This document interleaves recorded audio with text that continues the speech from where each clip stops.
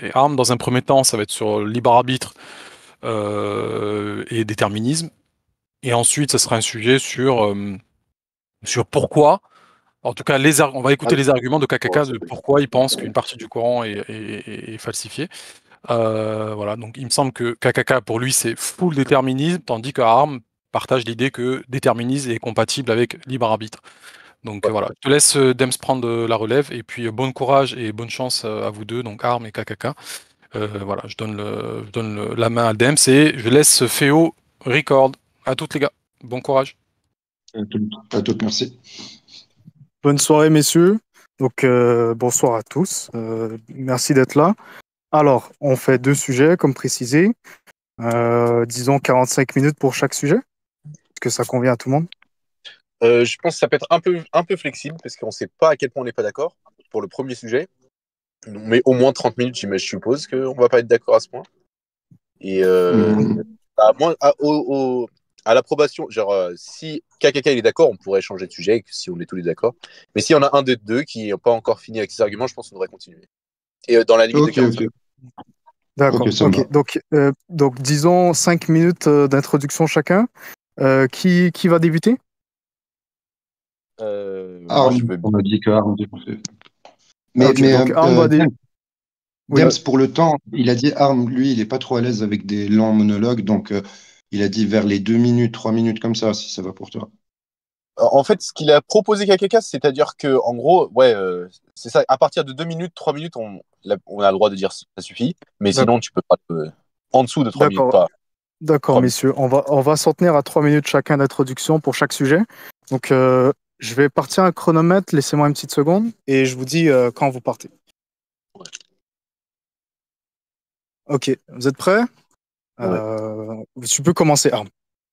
Ouais, c'est ça. Moi, bonjour à tous. Moi, je sais pas exactement où est-ce qu'il faut que le débat il aille. Je pense que c'est bien que ce soit relativement un peu ouvert. Et donc, pour l'introduction, j'ai juste envie de me dire que, bonjour à tous. Et puis, que c'est ça. Je suis content de débattre avec toi, KKK. Ce que j'ai comme idée sur toi pour l'instant, sachant qu'on n'a jamais parlé avant ça, d'ailleurs. Ça, c'est d'un côté un peu mystérieux et un côté un peu intéressant. Ce que j'ai su, c'est que, tu arrivais à tenir des positions qui étaient très exiguës, très compliquées. Et tu arrivais tu vois, à tenir bon, en gros, tenir ta position. Et donc, moi, je trouve ça moi, je trouve ça pas mal, tu vois, juste en soi. Ensuite, d'un autre côté, je me dis que quand même, tu as des positions un peu extrêmes. Donc ça, c'est mon image que j'ai de toi. Et ensuite, pour ce qu'on a réussi à tomber d'accord sur le débat, c'est bien ça. C'est-à-dire que moi, je pense qu'il n'y a pas une incompatibilité, non seulement entre une incompatibilité entre le libre arbitre et le déterminisme, libre arbitre et l'omniscience de Dieu, c'est-à-dire la prédestination, on peut dire ça comme ça, c'est-à-dire Dieu, il sait ce que tu vas faire. Et ensuite, et c'est ça. Et toi, tu penses que ça va aller plus loin, et c'est ça le lien avec le deuxième sujet, c'est-à-dire que tu penses que cette racine-là d'incompatibilité, elle va à une contradiction dans le Coran. Et là, tu ouvres la porte à dire qu'il y a une contradiction dans le Coran. Et donc, ça, c'est ce que j'ai compris de ce que tu penses. Je te laisse me répondre. Ok. Attends. Alors, Ok. Karim, tu peux Bon. y aller. Je vais relancer le chronomètre. Donc, on était dans les temps. Parfait, c'est bon, tu peux y aller. Ok, salut tout le monde. Alors, déjà pour répondre le premier point sur il a dit qu'il ne me connaissait pas et qu'il avait entendu que j'avais des positions assez extrêmes, mais que je les défendais bien. Moi, je dirais l'inverse. Je pense que, parce que je suis pas que été manipulé par l'homme. Et chez les musulmans, une position extrême. Mais pour moi, une position extrême, c'est de croire que toutes les lettres du Coran sont exactement la parole divine, verbatim. Et cette position, justement, de démontrer que c'est pas la parole de Dieu verbatim à 100%, je trouve qu'elle n'est pas difficile à défendre. Donc, non plus, parce que c'est facile à défendre que c'était manipulé. Ça, c'est la première. La deuxième chose, on va rentrer, je pense, dans le vif du débat. Ce qui est cool dans ce débat, c'est quoi? C'est que c'est peut-être la deuxième question la plus intéressante de l'univers. La première étant, d'où vient l'univers? Et la deuxième étant, comment fonctionne l'univers? Vraiment des questions fondamentales.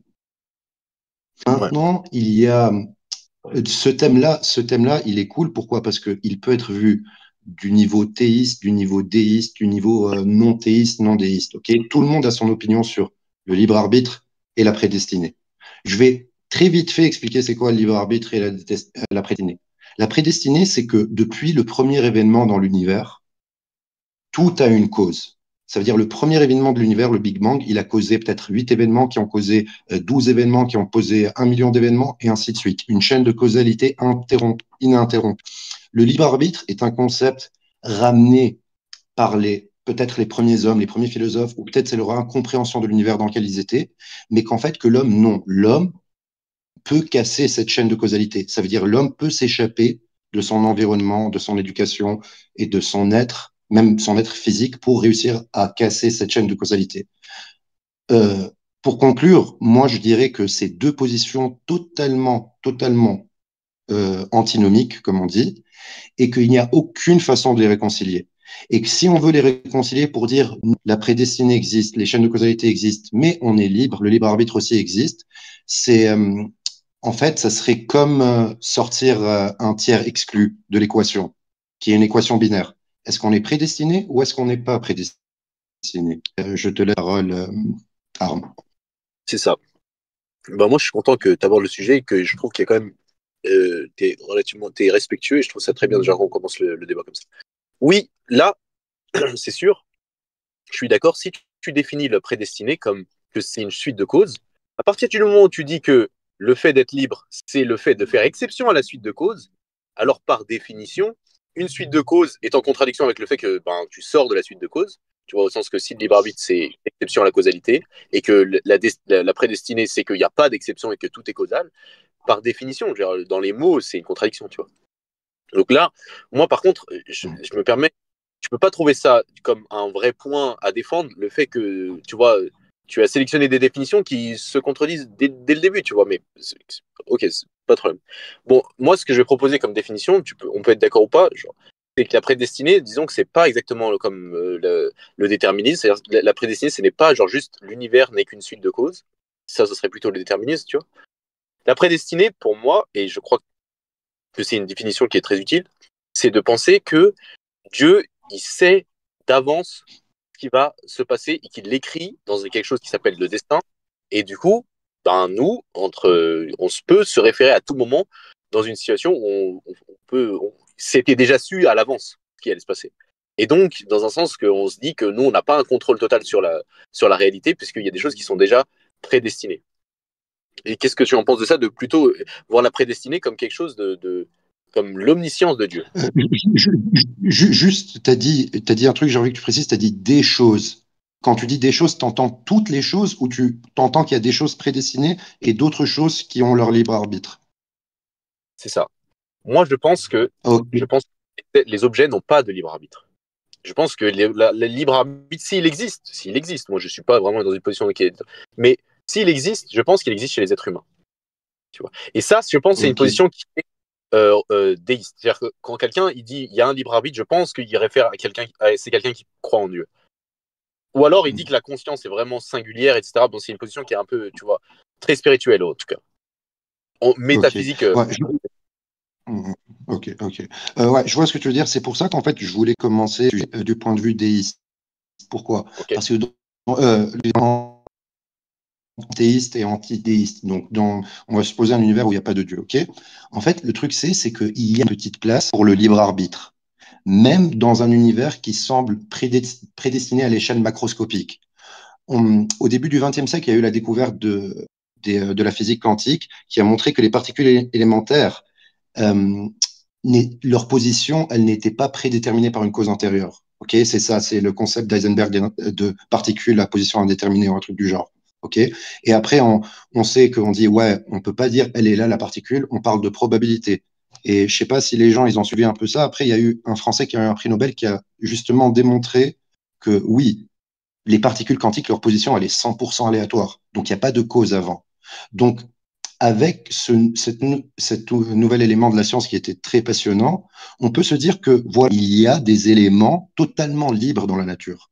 Libres, et c'est pas des humains, hein, c'est des objets, pour aller contre ton argument. C'est des objets qui, on va supposer qu'ils n'ont pas de conscience parce que c'est des particules élémentaires, mais leur position n'est pas causée par une préposition d'avant, ok, ou par un paramètre antérieur. Ça, c'est dans un point de vue 100% anti-Dieu, ok? Mais le problème, c'est que supposons qu'on reste dans anti-Dieu, pour faire le rapport entre des particules élémentaires qui ne suivent pas de chaîne causale et entre le libre arbitre humain, la chaîne argumentative, elle est très compliquée. Pourquoi? Parce qu'il faudrait démontrer que les particules ont une conscience, ont un libre choix de se positionner. Or, ce n'est pas ça, c'est juste une position aléatoire. C'est comme ça que c'est défini. Maintenant, pourquoi je voulais commencer par ça? Parce que J'aimerais bien répondre sur ça, par contre. ouais, tu vas répondre, mais plus on va tendre vers le théisme, parce que tu es directement arrivé au théisme, plus ça va être compliqué pour le libre arbitre et encore plus compliqué pour le compatibilisme. Si le libre arbitre peut exister dans un monde non déiste et la prédestinée aussi, et peut-être même en même temps, et tout le compatibilisme, on est d'accord, ça ne peut pas exister dans un monde non déiste, on s'est mis d'accord. Alors quand tu ramènes la notion de Dieu, le libre arbitre et le compatibilisme disparaissent. Déjà, le compatibilisme, il disparaît parce qu'il n'y a plus de libre arbitre, tu vois. Donc, tu ne peux pas mettre en compatibilité une chose qui n'existe pas avec une chose qui existe. Et je te laisse continuer sur ça. Ok, c'est ça. La première chose que tu as parlé du fait que dans la physique, il existe un truc qui est un peu sort de libre arbitre en termes dans notre compréhension de la physique quantique. Bon, la première chose, c'est c'est Dirac, c'est un mathématicien qui a prouvé qu'effectivement, il n'y a pas ce que Einstein avait proposé sur la position des particules et puis d'autres paramètres qui sont un peu qui ont l'air, tu vois, incausés, comme le moment de la désintégration dans la radioactivité. Donc Einstein il a proposé que en physique quantique, il y a une cause cachée qui prédit où est-ce que la particule elle va aller. Il y a un mathématicien, comme tu as dit, qui est français, qui s'appelle Dirac, et il a prouvé qu'en final, les probabilités comment elle fonctionne avec la position des particules, elle est incompatible avec le fait qu'il y a une cause cachée. C'est-à-dire que la cause, elle serait presque trop improbable. Exactement. Et donc, du coup, Exactement. ouais, mais en gros, c'est ça. Mais en gros, par contre, frérot, il ne faut pas avoir une incompréhension de ce qui se passe en physique quantique. La physique quantique, elle ne dit pas qu'il y a des choses qui n'ont pas de cause, etc. Genre, elle ne dit pas qu'il y a un problème avec la causalité. Elle ne dit pas qu'il n'y a pas un... Le problème, c'est qu'elle ne dit pas qu'il y a des particules qui sont libres. Le principe, ce qu'elle propose, la physique quantique, c'est-à-dire le modèle standard, c'est qu'il y a une incertitude. C'est vraiment différent de la liberté. Ça, par contre, et c'est vraiment intéressant de le pointer, qu'il y a une troisième position à part juste la liberté, c'est l'incertitude entre deux positions qui sont possibles. Donc, si tu veux, la particule, elle n'a pas une liberté de faire telle chose ou telle chose, tu vois. On a une incertitude sur est-ce elle peut être à droite ou à gauche. Et si tu veux, l'idée, c'est que tant qu'on n'a pas vérifié, elle n'est pas à droite et à gauche en même temps. Ça, c'est pas une erreur que tu as fait, mais il faut corriger. C'est qu'elle est dans un état de superposition. C'est-à-dire qu'elle est ni l'un ni l'autre. Tu vois, elle est genre juste dans un autre état qui est un troisième état. Bon, peu importe. À la fin de l'histoire, là, la particule, elle n'est pas libre. Elle a deux chemins définis possibles. Pas deux, mais en fait, un arbre de probabilité de position. Mais c'est ça, ses limites. Ça veut dire que, tu vois, d'ailleurs, c'est que elle peut aller soit à droite, soit à gauche, avec une genre de probabilité qu'elle aille à droite et une probabilité qu'elle aille à gauche qui est définie, tu vois. Mais c'est tout. Elle peut pas aller derrière, elle peut pas aller devant, etc. Et ce qui est intéressant, par contre, avec les êtres humains, c'est que les idées les plus intéressantes qui sont proposées chez la compatibilité entre le fait de croire en Dieu et d'être déterministe et d'être libre en même temps, c'est que ce que Dieu il propose en termes de liberté, tu vois, c'est ce qui l'intéresse lui, c'est-à-dire que le Dieu, il essaie de nous mettre sur terre, comme presque toutes les religions l'ont compris, pour un test moral, tu vois, on veut voir quelle est l'âme la plus pure, etc. Et c'est pas pour aller dans le sujet de la religion. Mais ce que je veux dire, c'est que là, ce qui j'ai compris. J'ai compris, mais frérot, regarde, je vais répondre déjà à ce que tu viens de dire. C'est que tu as dit un test pour savoir si on est moralement comme lui il veut. Mais le problème, rien que le fait de dire pour savoir, et on va rentrer dans ce sujet après, c'est qu'en fait, tu dis qu'il ne sait pas. Il a besoin de faire ça pour savoir. Mais juste pour revenir, oui, c'est exactement ce que j'ai dit pour la physique quantique, je suis d'accord avec toi. Ça n'implique pas qu'il n'y a pas vraiment de cause. Mais de ce qu'on sait, ça dépend de l'observation. Tu vois, on sait juste ça. Si on Euh, l'observe, il peut être dans un état ou il peut être dans un autre état. Mais le truc, J'ai pas c'est de ce remarque. que je Je vais t'explique. terminer. Attends, juste, je vais terminer ce que je voulais dire, frérot. Genre, ok, là, en fait, s'il y a dans un sens pas de cause pour est-ce qu'il va à droite ou à gauche, il y a effectivement un problème avec la Oui. causalité sur le fait qu'on sait pas, il y a rien qui cause qu'il va plutôt à droite, plutôt à gauche, à part les probabilités. Ça, juste, je vais terminer en 2 secondes parce que je comprends ta remarque. Elle est exactement là où on devrait être. Au final, ce que je veux dire, c'est que ce que Dieu il propose dans l'hypothèse où Dieu il sait pas ce que toi tu vas faire, où Dieu il sait quand même, mais qu'il a besoin de faire ce test-là en pratique, en expérience. Alors, ça serait, si tu veux, pour tester si toi tu es une bonne personne ou pas, l'incertitude. Ça veut dire que Dieu, il peut prédestiner il peut soumettre à sa volonté tous les objets, mais toi, en tant qu'exception, toi, tu as un libre arbitre dans cet objet, mais ce libre arbitre, c'est pas tu fais ce que tu veux. Le libre arbitre, c'est que tu as trop 2 ou 4 ou 6 voies possibles, et toi, ton libre arbitre, tu vas choisir entre ces 2 ou 4 ou 6 voies possibles, et ça, de façon, c'est pas Dieu qui a décidé, mais c'est toi tout seul qui a décidé. Et toi, genre, je te Non, non, dis, mec, regarde, ouais, ouais, je vais pas reprendre l'argument de la physique quantique, on va directement passer dans le vif du sujet apparemment, ok? On va directement passer. Regarde ce que tu as dit, frérot. Tu as dit que Dieu, il te donne 6 choix au chemin, par exemple un chèque est en bus, ok? Et que c'est toi qui dois choisir un des chemins, on est d'accord?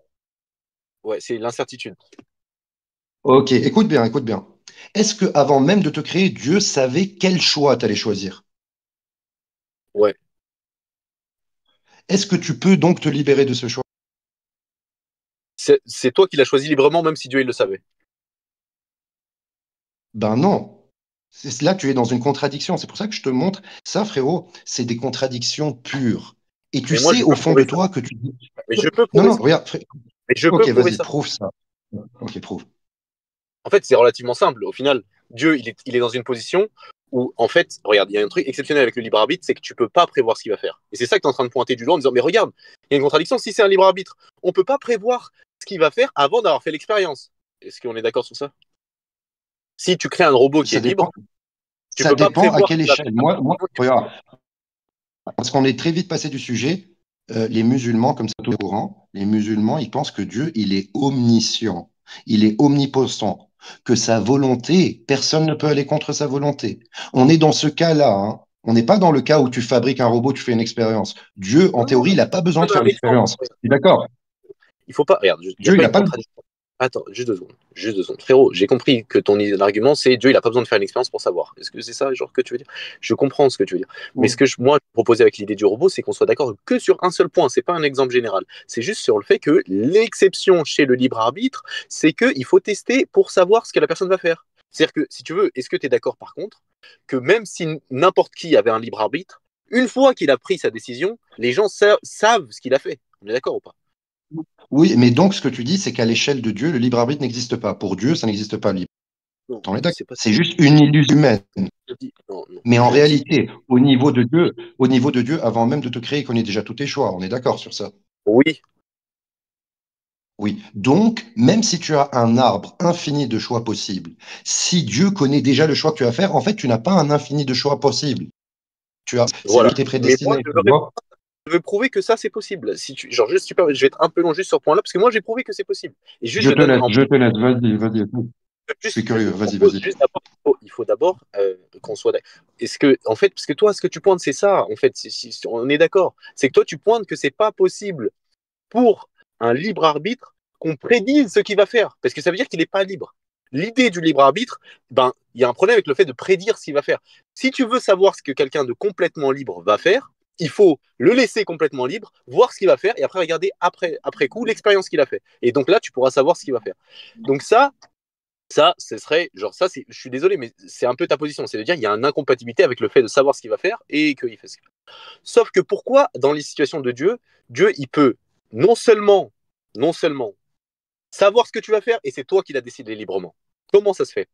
Eh bien, parce que tout simplement, je vais te faire la version courte, tout simplement, parce que quand Dieu, il fait une promesse en disant je ne changerai pas d'avis, je vais créer cette personne dans le futur et dans ces et ces conditions, quand elle dit je promets que je vais créer cette personne et rien ne va me faire changer d'avis, tu sais ce qui se passe d'un point de vue physique?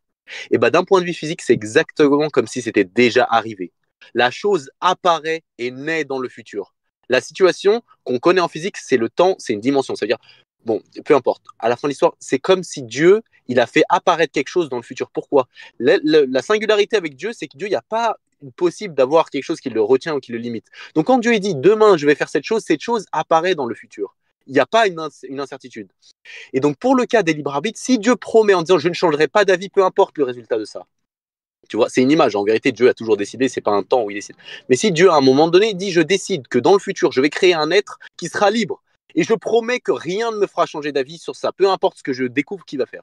À la seconde où il décide ça, la personne apparaît dans le futur, et Dieu, parce que le futur ne peut pas être changé, parce que Dieu n'a pas de limite, alors le futur est terminé, c'est comme s'il existait déjà, il peut savoir, comme s'il avait fait l'expérience en direct, ce que cette personne va faire.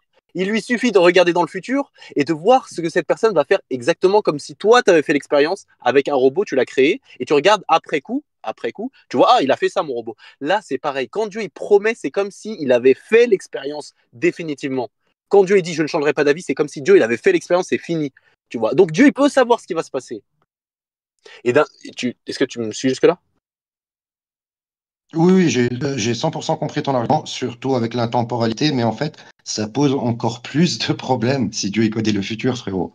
La seule position que j'ai entendue de certains musulmans qui ont réussi à rendre compatible l'omniscience de Dieu avec le libre arbitre, c'est laquelle? C'est qu'il sait tout, tout ce qui existe. Et T plus 1 n'existe pas encore. Donc Dieu n'a pas besoin de connaître quelque chose qui n'existe pas. Ça fait pas partie de son omniscience. C'est la meilleure façon de concilier les deux. Mais le problème, si tu sais que Dieu, il connaît le futur, en fait, tu dis quoi? Regarde, frérot, en fait, le problème, c'est avec l'étymologie, le libre arbitre. Le libre arbitre, regarde comment on va l'appeler. On va l'appeler, pour que ça soit plus facile, on va l'appeler l'autodétermination humaine. OK? Donc, Dieu, il crée un corps, un humain, et il lui donne ce truc, ce logiciel d'autodétermination. OK? Ouais. Dieu, il sait exactement comment il fonctionne, ce logiciel, on est d'accord? Non, genre On est oui, d'accord, hein? mais par définition, Voilà, c'est écoute, frérot, tu vois, tu as vu, tu as été tenté de dire non, parce que tu sais que c'est ouais. cuit si tu dis oui.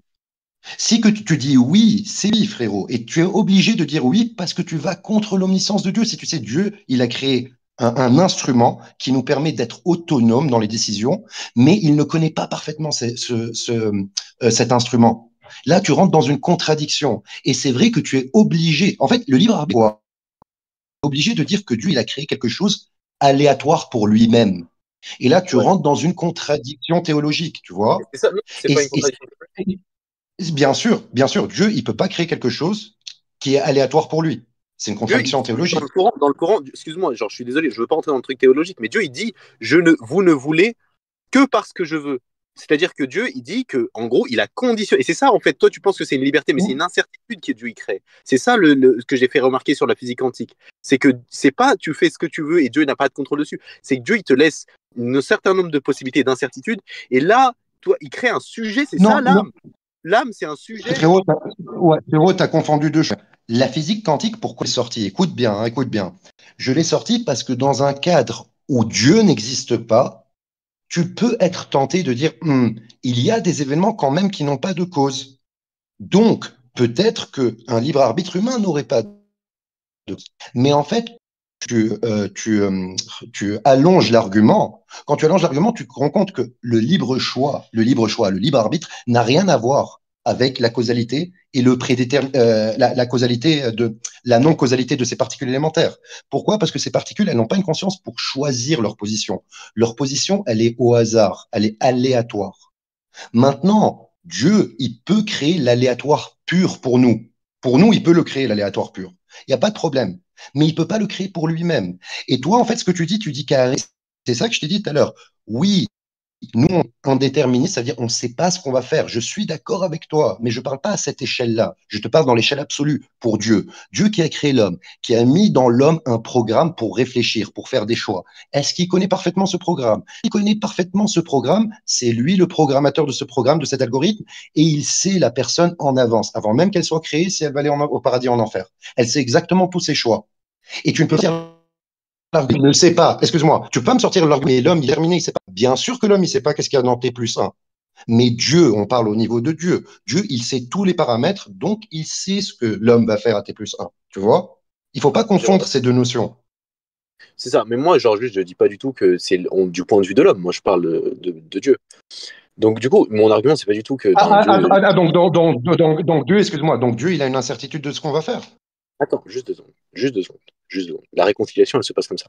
Premièrement, quand j'ai cité la physique quantique, c'était pas pour te sortir un argument différent, c'était juste pour te montrer, c'est la meilleure référence au point de l'incertitude. C'est-à-dire, déjà, on n'est pas dans une liberté totale, on est dans un ensemble de possibilités et totale liberté dans cette possibilité. C'est la première chose. Deuxième chose, c'est que là, tu fais un truc un peu dangereux, frérot. Quand tu dis un argument qui est quand même intéressant, que tous les objets, enfin tous les Dieu, il sait la machine qu'il a créée, donc il connaît les conséquences de la machine qu'il a créée. Et donc ça, en fait, tu es en train de dire que Dieu, il a créé un objet en nous créant. Tu vois. Et ça, c'est très intéressant parce qu'au final, les êtres humains, ils sont tout le temps en train de virer des fois dans cette mentalité, à, tu vois, objectiviser les êtres humains et à dire, ouais, lui, tu vois, utiliser les gens comme de la main-d'œuvre ou utiliser des gens comme, en disant, les essentialiser en disant qu'ils sont racistes, en disant parce qu'ils sont noirs, ils sont comme ça. En gros, je veux dire qu'un des péchés de l'être humain, c'est de rendre l'être humain objet. C'est de voir les autres êtres humains comme des objets.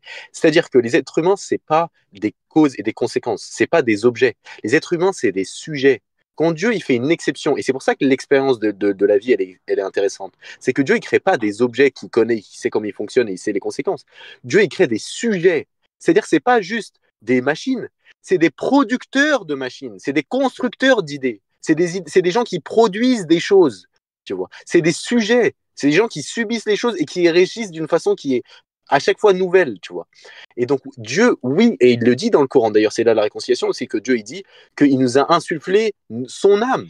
Tu connais le verset que Dieu il dit. Et Dieu, il dit aussi dans le Coran que vous ne pouvez vouloir que vous ne voulez que si vous pouvez vouloir que si je le veux. C'est-à-dire que Dieu, par sa volonté, il te laisse en tant qu'être faire Excuse-moi, tu as dit beaucoup de choses. Donc, tu as dit que nous, on a l'âme de Dieu dans nous. Il a mis de son âme en nous. C'est ça que tu as dit. Dieu, il dit, on a insufflé notre âme dans le Coran, traduction française. Oui, mais quand il dit notre âme, il dit pas que c'est son âme. Il dit notre âme, c'est ce que j'ai créé. J'ai créé un truc, une âme, et je l'ai mis. On est d'accord. Dieu, il parle de l'essence de l'âme en général. Et l'essence de l'âme, oui, c'est quelque chose qui...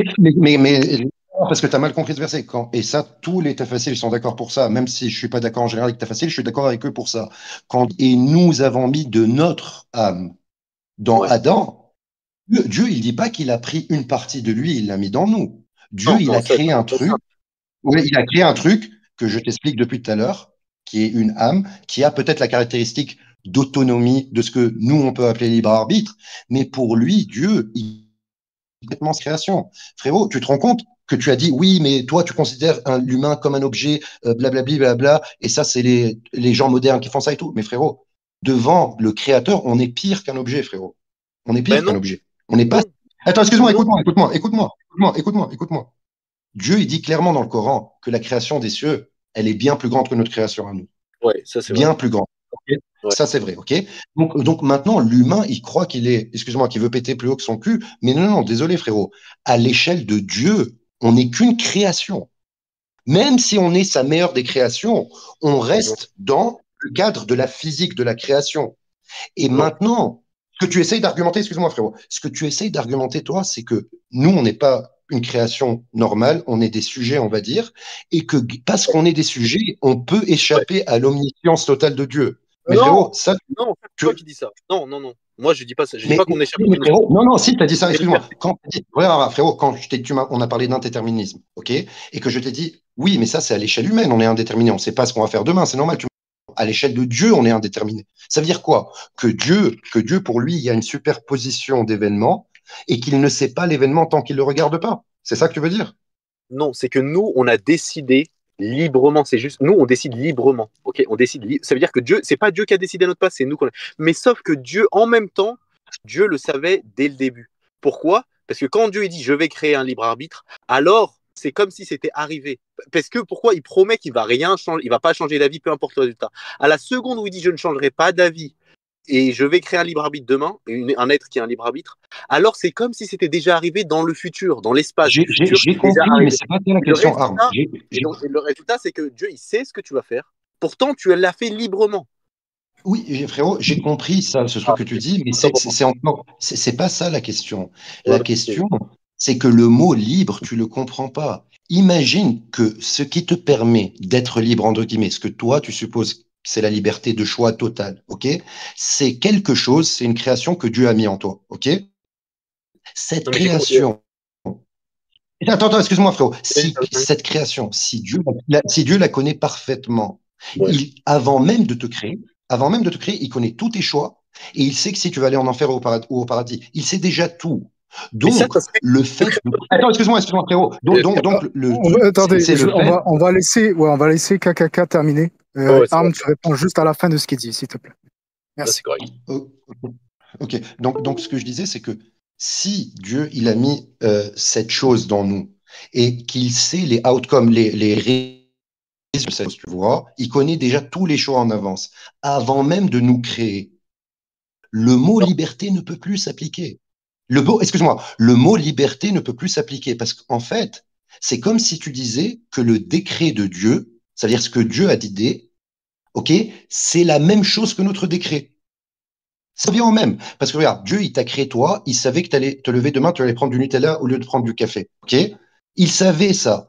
Toi, même si tu avais envie de ne pas prendre du Nutella, tu allais avoir cette envie de prendre du Nutella. Tu ne peux pas t'échapper. Tu n'es pas libre de t'échapper de ce destin. Donc, le fait d'essayer de réconcilier le libre arbitre, en fait, c'est un problème avec les mots, frérot. C'est étymologiquement. On ne peut pas utiliser ce que les humains ils ont comme le mot libre arbitre. Ça ne fait aucun sens. Parce que ce n'est pas libre par définition, vu que c'est prédestiné. Vas-y. On va laisser Arm, oui, voilà, merci. ouais, c'est ça. Non, mais frérot, je vais réinsister une dernière fois, c'est que je sais pas si vraiment t'as compris. C'est que, en fait, enfin, peut-être que t'as très bien compris, mais en fait, c'est simple. C'est pas que toi, Dieu, il savait ce que tu vas faire et après, tu as décidé. Non. C'est que toi, dans un sens, à la seconde où Dieu, il a décidé de te créer, dans le futur, et Dieu, il a dit, je ne changerai rien. Ça, c'est important comme précision. Dieu, il dit, je ne changerai pas mon idée, peu importe ce que je découvre que ce que la personne va faire. Dieu, il dit, je vais le créer ça. Mais il ne va pas découvrir. À la base, il ne peut pas découvrir. Il ne peut pas découvrir quelque chose On va que. laisser Arm, désolé, KKK, on va laisser Arm terminer et tu réponds à la fin. Mais Désolé. d'ailleurs, si tu veux pointer le fait qu'il ne peut pas découvrir, ça n'a pas de sens de dire de pointer que Dieu, il fait, c'est avant ou après. Dieu, il n'y a pas de avant ou après. Dieu, il dépasse. Mais bon, peu importe, juste pour dire. Nous, là, on est dans une situation où on veut comprendre une chose qui est complexe. Donc, moi, je fais exprès de dire au moment où Dieu, alors qu'il n'y a pas un moment, Dieu a toujours décidé de tout temps, ça pour rassurer tout le monde. Dieu n'a pas un moment où il décide les choses, Dieu a toujours décidé, etc. Mais pour simplifier les choses, on va dire que Dieu, il décide à un moment, et c'est la troisième fois, je répète, désolé pour ceux qui ont compris. Genre, Dieu, il décide à un moment que toi, dans une semaine, il va te créer et tu vas faire des choix libres. Là, Dieu, il crée une machine, effectivement, qui n'est pas comme les autres objets. Et c'est ça tout le délire de l'âme et de la conscience et le mystère qui y a autour et la métaphysique. C'est justement parce qu'on suppose, peut-être qu'on a tort, mais on suppose qu'on n'est pas comme les objets. C'est-à-dire qu'on n'est pas une suite, juste une machine. Et toi, tu utilises les caractéristiques des objets en disant, mais si nous étions des objets, alors nous aurions une cause et une conséquence et une machine aurait, tu vois, un résultat qui serait prévisible.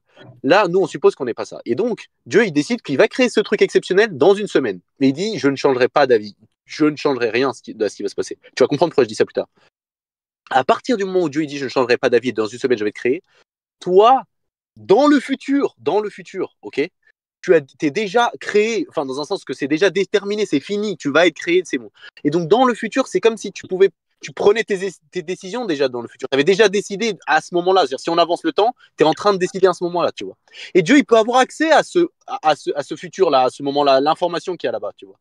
Et donc, toi, quand tu arrives au moment, quand le temps il avance et que toi, tu arrives au moment T, toi, techniquement, depuis le début, tu avais fait ce choix librement. Dieu avait su parce que depuis le début, tu as fait ce choix librement. C'est juste que Dieu, il sait avant toi ce que tu vas faire. C'est pas que Dieu, il prévoit en te connaissant. C'est pas que Dieu, il a su parce qu'il il a décidé que tu allais faire ça. Tu as décidé librement. Dieu n'a pas su parce qu'il te connaissait. C'est juste que Dieu a accès au futur. Donc, si je te veux, je te donne un exemple un peu naze. C'est juste te dire que, imagine que tu regardes un film 2 fois. La deuxième fois que tu vois ce film, tu sais ce que le film est, mais c'est pas toi qui as décidé ce que le film va faire. C'est pas toi qui connais le film tu connais pas. C'est pas parce que tu connais le réalisateur et donc du coup tu sais ce qu'il va faire. Non, tu as déjà vu le film. Dieu, il a accès au futur et c'est là son omniscience déjà. Tu vois, c'est que si tu veux créer un être libre, tu peux pas prédire d'avance ce qu'il va faire. C'est une bonne objection que tu fais, frérot. C'est une bonne objection. Tu dis, si il est libre, comment ça se fait que je sais déjà ce que je vais faire? Mais la réconciliation, il est que Dieu, il est au-dessus du temps. Donc quand Dieu, il décide, maintenant, demain, je vais faire quelque chose que je ne peux pas prédire, quand Dieu, il a décidé, la chose est apparue dans le futur. Et Dieu, il peut, c'est une image, se déplacer dans le futur, voir ce qui va se passer revenir dans le passé et dire je sais que demain cette personne va faire ça. Évidemment, Dieu ne va pas dans le futur, va pas dans le présent. Dieu est au-dessus du futur et du présent. C'est juste une pédagogie pour qu'on se comprenne, tu vois. Et donc oui, là c'est ça la compatibilité. Merci. Ok, Vas-y. ok. Ok, en fait, regarde, j'ai très bien compris ton argument et on a essayé de le vulgariser, on a essayé de le vulgariser en mettant un espace temporel, ok? Comme ça, Dieu dans le futur, comme ça les gens comprennent et tout. Mais t'as raison, Dieu, il est en dehors du temps, t'as raison. Donc regarde, on va essayer de réfléchir en dehors du temps. Je sais que c'est compliqué, mais on est d'accord que de tout temps, depuis la nuit des temps, ok? Dieu, il a le savoir sur tout. Ouais. On est d'accord. Ok, donc jusqu'à la régression vers moins l'infini, Ouais. il a su à un instant directement, dès qu'il t'a créé, avant même qu'il t'a créé, si le mot avant on peut l'utiliser, exactement tous tes choix. Je suis d'accord avec toi que toi, tu ne connaîtras tes choix que quand tu as. Mais lui, il n'a même pas besoin de voir le futur pour connaître tes choix. Il n'a même pas besoin de le voir. Avant même de te créer, il sait ce que tu as fait. Et je suis d'accord, toutes les actions, on va supposer qu'au niveau de Dieu, on est dans un univers où il n'y a pas de temps, toutes les actions sont déjà produites depuis l'éternité. Ces actions-là et toutes ces entités-là, qui les a créées? C'est le Créateur qui les a créées. Donc en fait, frérot, c'est impossible d'arriver à un concept de liberté par rapport à la puissance de la volonté et du décret de Dieu. C'est impossible. Et si tu essayes de réconcilier les deux, j'ai compris comment tu essaies de réconcilier les deux. Tu essaies de réconcilier dans le sens où Dieu, il a créé une créature qui va être responsable de ses choix, elle va être libre de ses choix, mais ses choix sont déjà prédestinés, écrits. Et là, en langue française, c'est que je suis libre de choisir ma prédestinée. Ça s'appelle en langue française une oxymore. C'est une contradiction totale. Donc, moi, je pense que, en tout cas, je me convainc moi-même, mais je pense que les gens, ils comprennent très vite, surtout dans ce sujet. Et d'ailleurs, c'est l'un des sujets qui a fait apostasier le plus de gens, que c'est des choses qui sont antinomiques et en fait, appeler au compatibilisme, c'est appeler à un tiers exclu et violer les lois les lois du raisonnement logique, tu vois. Donc, moi, j'ai compris la pirouette que tu as essayé de faire, mais en fait, ça marche pas. C'est que à l'échelle humaine, tu as cette impression. Mais en réalité, le libre arbitre au niveau de Dieu, il n'existe pas. Mais alors, frérot, juste 2 secondes. Là, tu dis que tu as compris ce que j'ai. Moi, j'étais vraiment enthousiaste quand tu as dit que tu avais compris ce que je voulais dire. Et après, quand tu as proposé d'expliquer ce que tu as compris, tu as dit, bah, effectivement, Dieu, il crée, genre en citant ce que j'avais dit, tu as dit, ce que j'ai compris de ce que tu as dit, c'est Dieu, il crée des êtres qui sont responsables de ses choix. Mais ça, c'est pas dire quelque chose, ça, c'est juste la définition du libre arbitre. C'est-à-dire, Dieu, il crée des êtres qui sont responsables de ses choix. Moi, si je peux me permettre, je vais apporter une nuance à ce que tu as dit au tout début. Tu as dit, Dieu, de toute éternité, il a su ce que tu allais faire et donc, c'est incompatible. Moi, je te dis ça. En fait, c'est pas exactement ça, frérot. Ce que j'essaie d'expliquer, je te promets, donne un peu plus d'attention parce que c'est un peu important. C'est que la solution, elle se fait par un truc qui est un peu pas intuitif, c'est le fait que Dieu il est hors du temps. C'est que Dieu, il a su ce que tu allais faire, pas après que toi tu sois créé et que tu aies fait les choses, mais après qu'il a décidé de te créer. C'est-à-dire qu'il y a une équivalence entre toi qui fais les choses, et Dieu il sait pas ce que tu vas faire et toi tu fais les choses, et il y a une équivalence entre ça et le fait, et au moment où Dieu il décide. Moi, ce que je te propose, frérot, comme idée, c'est que Dieu, c'est exactement pareil que toi tu fais une chose ou que Dieu il décide de te, genre que toi on fait l'expérience de que tu vas faire la chose ou que Dieu il décide de te mettre dans les conditions que tu vas faire cette chose-là, c'est la même chose. Il y a une équivalence entre le moment où tu fais la chose et le moment où Dieu il décide que tu peux faire la chose, tu vois. C'est-à-dire qu'au moment où Dieu Oui, il a décidé l'éternité que toi tu allais être frérot, dans cette frérot, c'est exactement ce que j'ai dit et ça, donc il n'y a pas de liberté, on est d'accord. Ce que tu viens de dire, tu enlèves toute liberté dans ça. je te montre un autre chemin dans la causalité. La causalité, c'est pas Dieu, il sait de toute éternité ce que tu vas faire. La causalité, c'est Dieu, il y a des causalités qui sont sans le temps. Hein. Il peut y avoir cause-conséquence sans le temps. D'abord, Dieu, il décide. Ça va pas sans dire d'abord, mais d'abord, Dieu, il décide de te créer. Ensuite, Dieu, il voit le résultat. Tu vois. Et ensuite, Dieu, il sait ce que tu vas faire avant que tu le fasses. Et donc, ensuite, toi, quand tu vis, techniquement, au moment où tu as été libre, Dieu, il décide de te créer librement. Toi, tu fais tes choix dans le futur librement, tu vois. Et à ce moment-là, quand le temps il avance, ok, toi, tu te retrouves dans une situation où Dieu, non seulement il sait ce que tu vas faire parce que il a su au moment où il a décidé de te créer ce qui allait se passer dans le futur, et en même temps, ben, toi, t'as été libre. Tu vois, tu as vraiment été libre dès le début de l'univers, tu vois. Sa liberté, tu l'as Ok, vécu au moment où tu as et que dans l'avenir théorique, tu as décidé. Sauf qu'il y a une nuance pour que ça soit valable, ce que je dis, c'est qu'il faut que Dieu il promette, dans un sens, c'est vraiment juste des images pour faire comprendre des notions qui sont compliquées. Il promette, dans le sens, il s'engage à ce que quand il décide de ce qu'il va faire une création, c'est-à-dire les êtres humains sur la Terre et qui vont être libres, tu vois, alors Dieu ne va pas changer d'avis. Parce que pour qu'il y ait une équivalence, pour que ce soit la même chose, que Dieu il décide de faire une chose et que la chose s'est déjà produite, il faut que Dieu dise « je ne changerai pas d'avis ». Donc quand Dieu dit « je vais créer des êtres libres et je ne changerai pas d'avis », c'est comme si ça s'était déjà produit. Et donc Dieu, il sait d'avance parce que ça s'est déjà produit dans un sens, dans ce point de vue-là, si je peux me permettre. C'est un peu abus de langage, tu vois. Ça n'a pas de sens de dire le point de vue de Dieu, mais c'était déjà produit pour lui.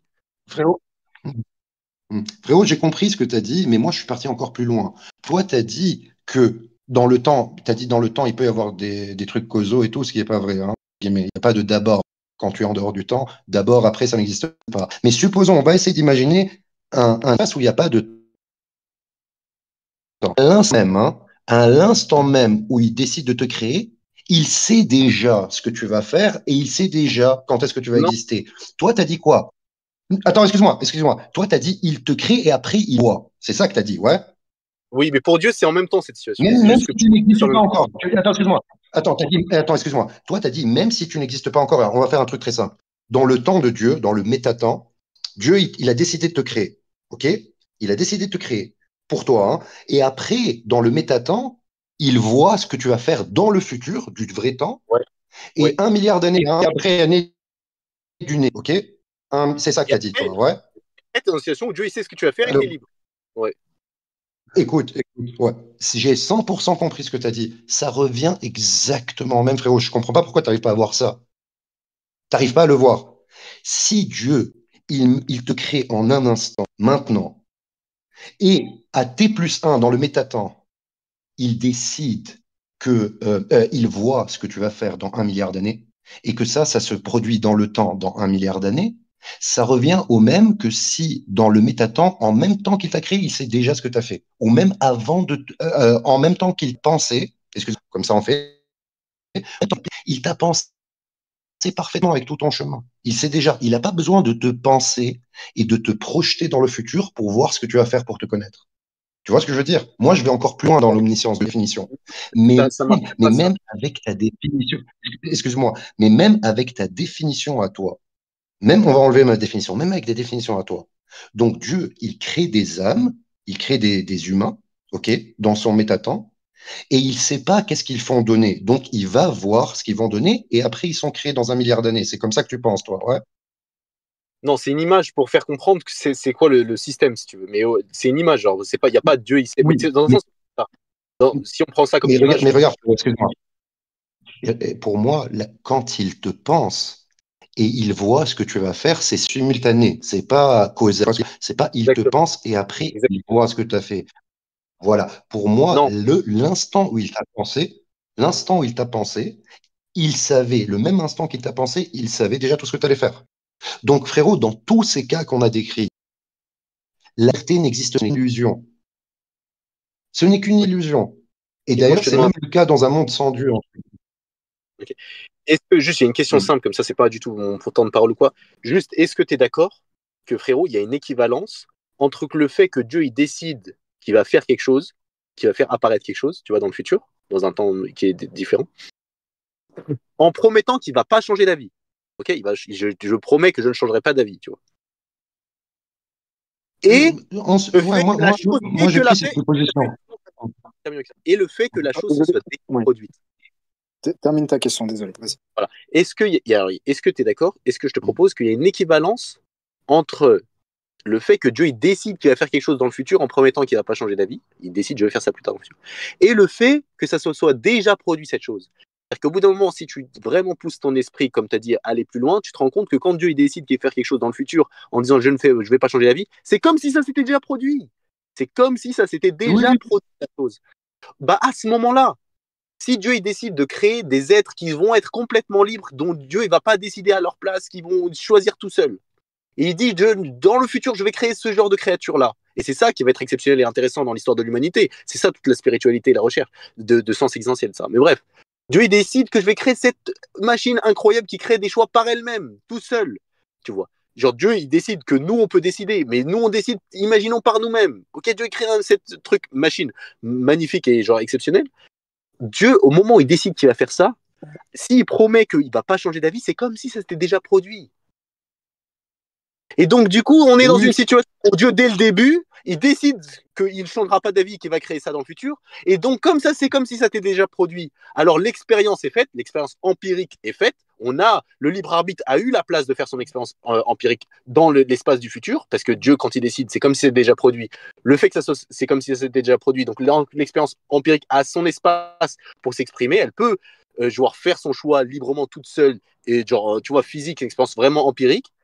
Et en même temps, Dieu, il a vu cette expérience, il sait, elle a eu la place de s'exprimer et il la voit, Dieu. Et donc, dans le futur, on est dans une situation où les êtres ont complètement été libres dans un sens, et sont complètement libres, tu vois. C'est juste que Dieu est déjà au courant. Pourquoi? Parce que c'est la même chose que Dieu, il dit, je vais faire quelque chose dans le futur, et le fait que ça soit déjà produit. Donc, Dieu, il peut créer une créature qui disparaît. Vas-y, je termine. Ok, frérot, t'as vraiment, frérot, regarde, quand tu vas réécouter le débat, tu vas voir ce que tu as dit. Tu as dit qu'on est libre dans un sens. Tu as dit qu'on est libre dans un sens. Tu as raison. Dans un sens, on peut dire qu'on est libre, mais c'est un sens illusoire. C'est une illusion. Quand tu as commencé par dire que Dieu, quand il te crée, il a décidé de créer quelque chose de libre, supposons. OK? Ouais. S'il a, Ouais. il a décidé de créer quelque chose de libre, Oui. ça veut dire que c'est libre par rapport à quoi? C'est libre par rapport à sa volonté. Ça veut dire Oui. notre volonté, c'est pas la volonté de Dieu. OK, on est d'accord? Oui, mais dans une incertitude, OK? pas dans une. Tu peux pas faire ce que tu veux. Tu as 2-3 choix que tu peux faire. C'est ça l'incertitude que j'ai eu pointé en physique quantique. Tu as 2-3 choix Oui, oui, dans la volonté de Dieu. oui, Mais pas oui, frérot, si tu as deux, trois choix ou tu as 1 milliard de choix, il n'y a pas de problème théologique tant que les choix, ils vont pas t'amener à tuer, faire des choix. On ne peut pas arriver jusqu'à des choses comme ça. On est limité, mais on est limité, mais on a des millions de choix. OK? Ça, comme ces tu es. millions de choix, ouais, les millions de choix qu'on a, OK?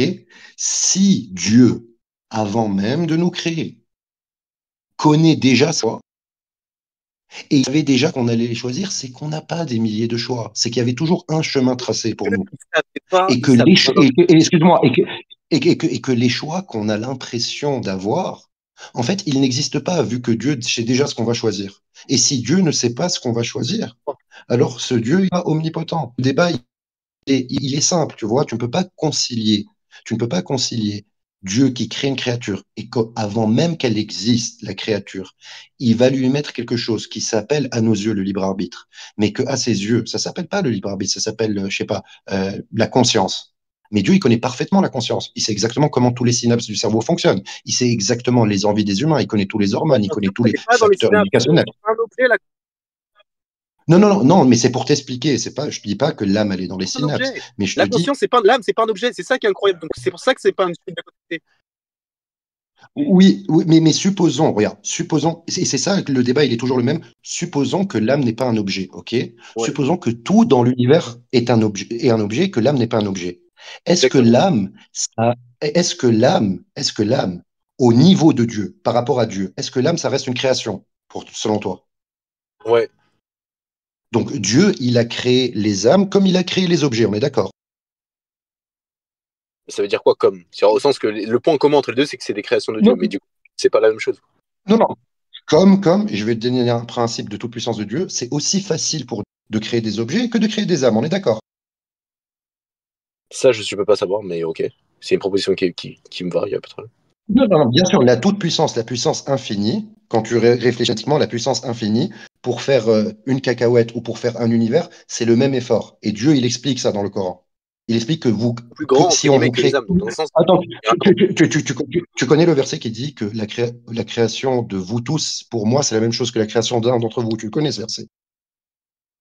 D'accord, mais du coup. Ouais, en fait, pour te dire. Mais dans tous les cas, c'est des âmes, mais c'est pas pareil que des objets. Dieu, il a pas dit la création de vous tous ou la création de vous, c'est pareil qu'un objet.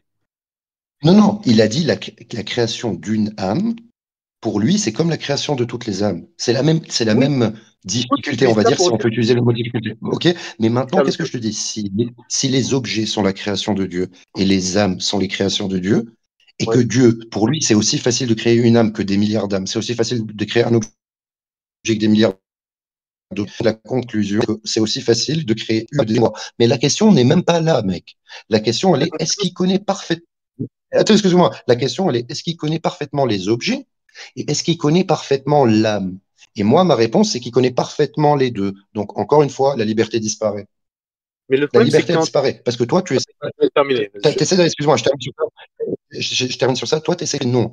L'homme, il est différent parce qu'il a un truc immatériel qui s'appelle l'âme. C'est quelque chose qui est différent de les autres créations. Et cette âme nous permet d'avoir cette liberté. OK? Mais le Juste, problème, je voulais te répéter la dernière phrase que la- j'ai la- bugué. OK, OK. Vas-y, vas-y. Non, non, c'est bon, je suis juste bugué là. Tu peux. Ah, ok. Ouais, donc, frérot, que ce soit, tu peux appeler objet, tu peux appeler âme, tu peux appeler ce que tu veux, si Dieu il a connaissance parfaite de ça, donc il n'y a pas de liberté de choix. Tu te casses même pas la Ouais. tête, tu n'as pas besoin d'aller plus loin que ça. Donc Mais ça, pour moi, c'est une contradiction claire, et c'est une contradiction qui est aussi, on va passer sur le sujet, comme ça va être cool, non, non, qui se non, juste trouve clairement dans le Coran. Et je vais commencer par citer les versets, 2 secondes. deux Tac, secondes. tac. Là, j'ai pas. Attendez, juste un petit instant, ok? Parce que là, ça fait 45 minutes qu'on est resté sur ce débat. Donc, cette première partie était super intéressante. Merci à vous deux. Vous avez été bien élevés. J'ai pas Je eu vais besoin terminer. de beaucoup intervenir. Je vais laisser Arm répondre à KKK. Et une fois que tu as fait ta conclusion, Arm, si ça vous convient à vous deux, on va passer au deuxième sujet. Ouais, exactement. Par respect, je vais pas aller très loin du tout, parce que je sais qu'on va changer de sujet maintenant et que c'est pas du tout le moment de répondre loin. En tous les cas, moi, ce que je veux juste dire, c'est que j'ai l'impression que tu te rends pas compte que tu es en train de dire que les âmes, en fait, sont la même chose que les objets. Parce que la définition d'un objet, c'est justement que tu peux le prévoir et que tu peux le comprendre. Et l'âme, c'est justement un truc qui est un sujet, donc c'est pas du tout un objet. C'est là la différence fondamentale, et donc c'est pas la même catégorie. Donc tu peux dire, quand tu dis les âmes et les objets sont aussi prédictibles l'un de l'autre, tu es juste en train de dire qu'il y a que des objets, qu'il n'y a pas d'âme. En tout cas, bref, à la fin de l'histoire. Parce que si l'âme c'est un objet, ça n'existe pas. Mais juste pour dire que, il y a une deuxième chose, c'est juste que c'est pas que Dieu depuis toujours, il sait, c'est comme si, voilà, pour te faire comprendre, c'est pour te faire comprendre, Dieu, dans un sens, c'est juste une image. Dieu, c'est comme s'il savait pas ce que tu vas faire avant d'avoir décidé de te créer. Et c'est comme ça que ça réconcilie le fait que tu as été libre, tu vois, et qu'en même temps, Dieu, il sait ce que tu vas faire. Mais bon, on va pas aller insister sur tout ça. Et on va passer à la prochain sujet, Dempstress. Oui, donc on, Voilà. on va laisser à l'auditoire le vote par rapport à qui a eu raison sur ce premier point, parce que sinon ça va aller en boucle jusqu'à l'infini. Oui. On va passer au deuxième sujet, c'est-à-dire est-ce qu'il y a des raisons de considérer que certaines parties du Coran ne seraient pas divines ou seraient falsifiées. Je vais laisser KKK commencer, comme Arm avait débuté la première partie, ça va Ouais. être KKK qui va débuter cette partie. Ok, ok, cool. Donc, bon, je vais faire une transition cool. Ça va être quoi la transition? Pour moi, ça, c'est une contradiction claire. Ok, ce qu'on vient de débattre, c'est comme si tu dis un cercle carré, oui et non et tout, il n'y a pas de problème. C'est une contradiction claire. Mais le truc, il faut savoir pourquoi est-ce qu'il y a des gens qui supportent cette contradiction, tout en sachant que c'est une contradiction, c'est à cause des textes religieux, malheureusement. Et malheureusement, à cause d'un dogme qui est très propagé dans l'islam et qui est moins propagé dans le christianisme et le judaïsme, qui s'appelle naql, non, c'est comment? Naql qbal al-aql, ce qui veut dire les textes avant la raison. OK? Ouais. Donc, si vous voulez, en fait, si vous voulez, le texte coranique, c'est leur axiome. Ça veut dire que le texte coranique disait qu'un chat, il vole, même s'ils n'ont jamais observé un chat qui vole, ils vont faire des pirouettes pour expliquer qu'il y avait des chats qui volaient à un moment. OK? Donc maintenant, je vais faire le pont avec un truc clair et net. Vous allez juger par vous-même, parce que le Coran, il est beaucoup plus clair que nous. OK? Alors, écoute bien, Armin. Je vais te Oh, donner une contradiction dans le Coran. Et oui. sur le sujet qu'on parlait, nul malheur n'atteint la terre, ni vos personnes, qui ne soit enregistré dans un livre avant que nous l'ayons créé. Nous l'ayons créé. Ce verset, il indique que tout ce qui est déjà écrit, c'est la création de Dieu. Ce qui implique une prédestination totale des événements. Par contre, il dit, ceci est un rappel que celui qui le veut prenne le chemin, qui mène vers son Seigneur. Cependant, donc celui qui veut prendre un chemin, il prend. Cependant, vous ne voulez que si Allah le veut. Voilà. Donc, le vouloir humain, même le vouloir humain, c'est le vouloir divin, en fait. Et en fait, Ça, ce sinon, verset, il ça, laisse entendre que Attends, je termine juste ce truc et après on peut discuter. Ça veut dire, ce sujet, il entend dire que les humains, ils ont un choix. Celui qui veut choisir son chemin, qu'il le choisit. Mais après, ça montre qu'ils ne pourront jamais vraiment choisir parce que c'est la volonté de Dieu qui prédomine sur ça. Et ce verset, il montre de façon magnifique, hein, magnifique, qu'il y a vraiment une contradiction entre le libre arbitre et la prédestinée. Et voilà, des versets comme ça, il y en a beaucoup. Et vous ne pouvez vouloir sauf que c'est Allah, il veut. Et tout. Et en fait, de l'autre côté, le libre arbitre, il n'est pas clair dans le Coran. Dans quel sens? Je vais vous citer des versets sur le libre arbitre. La vérité émane de ton Seigneur. Quiconque le veut, qu'il croit. Quiconque le veut, qu'il mécroit. Mais ça peut être dans une illusion de libre arbitre. Parce qu'on a d'autres versets qui disent tu ne voudras jamais à part si Allah il le veut. Donc ça, c'est des contradictions qui sont claires selon moi, coraniques, mais les gens, ils font plus confiance, comme j'ai dit, le texte avant la raison. Alors, je vais te dire le plus drôle, Armand, ça, hein, c'est que ta raison, ton aql, tu sais qu'il te vient à 100% d'Allah. Tu en as l'attitude, personne ne peut créer une raison à part Allah. Mais par contre, un texte religieux peut être créé par des humains. Et tu n'es ouais. pas sûr à 100%. Tu ne peux pas avoir la preuve absolue que ça a été écrit par le Seigneur de l'univers. Et tu préfères faire confiance à des textes que tu n'es pas sûr qu'Allah te l'a donné à 100%, alors que tu as un truc entre des mains et que 100% c'est Allah qui te l'a donné. C'est ça. Bah justement, j'aimerais répondre, frérot, si tu permets. C'est que justement, Vas-y. en fait, c'est grave intéressant.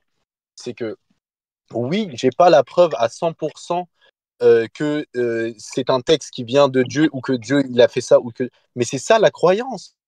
C'est pour ça que je suis un croyant.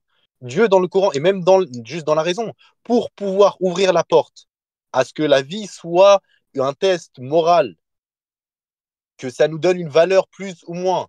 Il doit y avoir une incertitude sur l'existence de Dieu et sur la confiance dans les textes.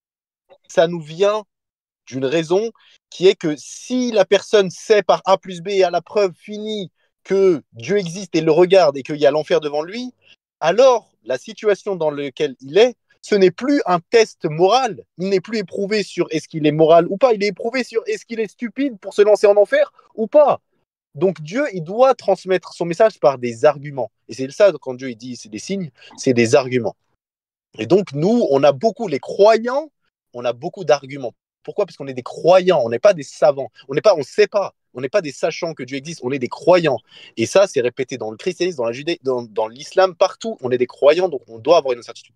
Deuxième chose, quand toi tu dis Dieu, vous ne pouvez vouloir que parce que Dieu veut. C'est là où Dieu il met un cadre d'incertitude dans le libre arbitre que justement j'avais pointé, si tu permets, au début avec la physique quantique. C'est pour te dire ce n'est pas une liberté comme on l'entend au sens tu fais ce que tu veux. C'est pas ça.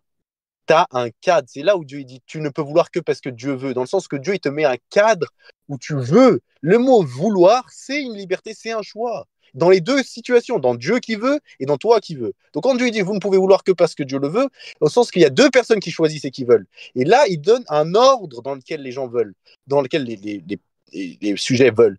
Dieu, il veut en premier, donc il veut que tu aies un libre arbitre. Il veut dans quelles conditions tu peux l'exprimer. Et il veut dans quelles limites tu peux l'exprimer, ce libre arbitre. Et toi, à l'intérieur, tu veux, exactement comme, c'est le même mot qui est utilisé comme Dieu, dans le sens tu veux, mais dans le cadre de Dieu, dans la limite de Dieu, et dans le fait d'être précédé par Dieu. Et donc, du coup, ça, c'est juste pour dire que c'est l'incertitude que tu as. Tu n'as pas une liberté qui est totale. Et c'est ça que Dieu dit dans ce cadre-là. Ok, encore une fois, hein, encore une fois, oui, tous les humains ont une incertitude, mais je ne parle pas de l'incertitude humaine, je parle de l'incertitude. Est-ce que Dieu, il est incertain des choix que tu vas prendre? Non, il n'est pas incertain. Quand Dieu, il dit, excuse-moi, frérot. Quand Dieu, il dit, vous ne pouvez vouloir que si lui, il veut, c'est exclusif. Ouais. Ça veut dire que ta volonté n'existe pas. C'est que sa volonté qui existe. Excuse-moi. Non, excuse-moi. Juste, toi, tu as interprété comment? Tu as interprété, vous ne pouvez vouloir que si lui, il veut, dans le sens qu'on ne peut pas faire des choix extra que lui, il a choisi. Mais là, ça parlait, tu as omis ce qu'il avait écrit avant. Si vous voulez choisir le droit chemin, ça parle de ça. Ouais. Ouais. Ok? Donc Dieu, c'est lui qui est le droit chemin, et il y en a plusieurs, il n'y en a pas un seul. On est d'accord, Ouais. ok? Il y a plein de façons d'aller vers le choix de droit chemin. Donc, le fait d'aller dans un choix qui existe, qui est impossible, ben c'est Dieu aussi qui le décide, ok? Maintenant, on va continuer sur le sujet plus intéressant des contradictions, parce que je pense que c'était une contradiction, encore une fois, comme le sujet d'avant. Maintenant, tu as dit un truc très intéressant, frérot. Tu as parlé de la foi, et j'allais en venir. On t'a parlé de la foi et de la morale. Et frérot, je te dis la vérité, pour moi, c'est plus important ce débat de te convaincre, toi, en tant que mon frère musulman, que de gagner. J'en ai rien à foutre de gagner, tu vois. Plus important, c'est de te convaincre, toi, pour aller vers le droit chemin. Maintenant, les arguments de rationalité logique, ok, Ouais. je suis d'accord avec toi. Peut-être que dans un univers qu'on ne peut pas comprendre, Dieu, oui, il a laissé le libre arbitre et il a laissé la prédestinée. Supposons ça, ok? Supposons ça. Ça, on Ouais. ne peut pas savoir ce que Dieu a créé, ok? Supposons ça. Maintenant, sur le point de vue moral, parce que c'est toi qui as parlé de la moralité et je suis 100% d'accord avec toi, frérot, que la morale, le pathos, en gros, c'est sur ça qu'un musulman va être jugé. C'est sur la morale, c'est sur le pathos. OK? Maintenant, moi, la première fois que j'ai pensé que le Coran a été manipulé par les hommes, tu sais, c'était quand? C'est quand j'ai lu ce fameux verset que Dieu, il te dit, te sont interdites ces femmes et les femmes mariées. Donc, tout ça, c'était logique, il n'y avait pas de problème. J'ai lu tout ce verset, ouais, voilà, ça va avec, ça va avec ma fête, là, mon inclinaison naturelle, ma morale que Ouais. Dieu m'a donnée, mon inclinaison que Dieu m'a donnée, ok? Pas tes mères, pas tes tantes et tout, et pas les femmes mariées. Magnifique. Ça dit, les femmes mariées, à part, sauf celles que tu chopes, qui sont, qui sont tes captifs de guerre, en gros. Je ne veux pas dire le mot technique et tout. Ouais. Ok? Ce verset-là, frérot, je l'ai retourné dans tous les sens. J'ai vu tous les tafassirs. Et il y a une raison. Il y a une raison. La raison, Asbab al-Nuzul, je ne sais pas si tu connais la raison de la révélation de ce verset. Vas-y, explique. Ouais, c'est pendant une bataille avec le prophète, ok, et des musulmans. J'ai oublié le nom de la tribu. Ils ont réussi à battre une tribu. Les hommes musulmans, ils n'ont pas voulu avoir des relations sexuelles, ça les dégoûtait parce que les femmes étaient, tu vois. C'était mécréante. Et ils sont partis voir le prophète. Ils lui ont dit, ouais, on va pas coucher avec elle, ça nous dégoûte. Alors Dieu, il a révélé ça. Il a dit, et parmi les femmes mariées, vous n'avez pas le droit aux femmes mariées, à moins que ça soit vos captifs de guerre. Ok? Donc Pour se marier, ça, pour avoir une relation sexuelle. Pour se excuse-moi, marier, pour se marier ou pour avoir une relation sexuelle? pour avoir une relation sexuelle. Comment tu sais? Attends, répète le verset. Ouais. En fait, quand le verset, non, le verset, ça, les femmes qui vous sont interdites, ok? Ouais. Mais interdites à quoi? Pas Ah, interdites, tu peux dire ouais, c'est au mariage. Tu peux dire c'est au mariage. Mais tu ne peux ouais. pas conclure ça avec l'ensemble du Coran. Pourquoi? Parce que le bon Dieu, il te donne l'autorisation d'avoir des relations sexuelles avec tes femmes et tes esclaves. Car là, je connais le verset, car là, vraiment, on ne peut pas te blâmer. Ok? Ouais. Donc Dieu, il te dit. D'ailleurs, c'est une phrase qu'il dit jamais dans le Coran, hein. C'est-à-dire, il te dit, tu peux avoir une relation sexuelle avec tes femmes et tes esclaves. Ouais. Car Non, là, on peut vraiment pas te blâmer. ça veut dire ce que tu avais Hmm? possédé avec mon maman. Et, et exactement. De toute façon, on s'en fout, hein. Donc, pourquoi? Parce que Dieu, il fait une distinction entre des femmes mariées, donc tes femmes que tu as épousées, et d'autres types d'hommes. On s'en fout si c'est des esclaves, des concubines, des petites amies, des stripteaseuses, on s'en fout. Mais Dieu, il te donne l'autorisation d'avoir relations sexuelles, pas qu'avec des femmes mariées, pas qu'avec tes femmes. On est d'accord sur ce thème, ouais, selon le Coran. C'est pas qu'avec tes femmes, c'est avec tes femmes et tes esclaves. Oui, on est d'accord. Donc, Dieu, dans le Ouais. Coran, il te donne l'autorisation aux relations sexuelles avec des femmes avec qui tu as un mariage, avec une autre, on va dire, esclave ou esclave sexuelle, une Tes autre femmes et entité tes ensemble. esclaves. Ouais. Ok, ok, ok, disons les esclaves. Ok, et tu connais le verset, hein, il te dit, il rajoute après les esclaves, car là, vraiment, on ne peut pas te blâmer. La Mais frérot, traduction. pourquoi Dieu, est-ce qu'il a déjà dit? Ouais, ouais, mais le verset en arabe, j'ai oublié son truc, mais c'est un verset qui apparaît une expression, car là, vraiment, on peut blâmer. Elle apparaît une seule fois dans. Allô? Merde, je bug.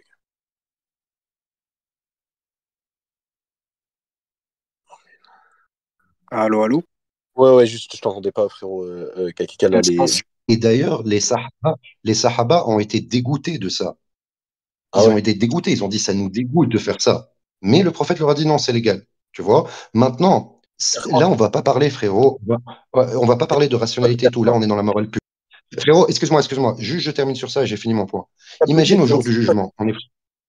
Ah, ok, excuse-moi. Ouais, Vas-y. donc, juste, je vais terminer ce point. Si on arrive au jour du jugement, moi et toi, et que toi, tu dis devant Dieu, oui, Allah, c'est toi qui m'as permis d'avoir relation sexuelle avec mes esclaves, même si elles sont mariées. Parce que c'est dans ce livre, le Coran, que c'est les Arabes du 7e siècle qui me l'ont transmis et je leur fais une confiance aveugle pour transmettre ta parole.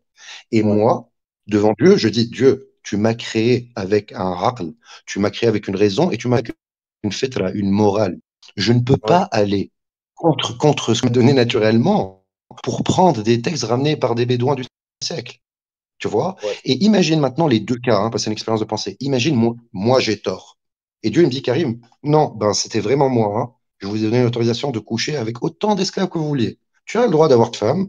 Et si tu étais riche et je t'ai rendu riche sur la terre, tu pouvais avoir 10 petites amies, 20 petites amies. Tant que tu es juste avec elles, hein, tu leur payes tout leur appart, 4 000 euros, tu leur payes tout le Gucci, tout ce qu'il faut et tout et tout. Ok. Et moi, je vais dire quoi? Je vais dire, bah, mon Dieu, désolé, je disais que ça venait pas de toi, parce que moi, ça me paraissait sale de coucher avec 100 meufs. Ben, je pense que Dieu, il peut me pardonner pour ça. Mais imagine un autre, il dit, non, non, non, non, oui, Pourquoi c'est tu toi qui contre... as bien dit ça, tu m'as donné cette autorisation. Ben là, dans ce cas-là, frérot, le pardon, il devient très difficile, tu vois, parce que tu as utilisé une parole de Dieu pour commettre des turpitudes, tu comprends? Ben, pas vraiment, je Je comprends finis. pas. Parce que c'est écrit dans le Coran, depuis le 7e siècle, le même Coran, que on peut avoir des relations sexuelles avec ses esclaves, comment tu peux ne pas mal te défendre devant Dieu? Mais frérot, regarde, Dieu, il va te dire quoi? Très Attends, simple. frérot, Tout... Ouais, vas-y, développe si tu veux. Je suis là. c'est un peu long. Alors, regarde, simplement.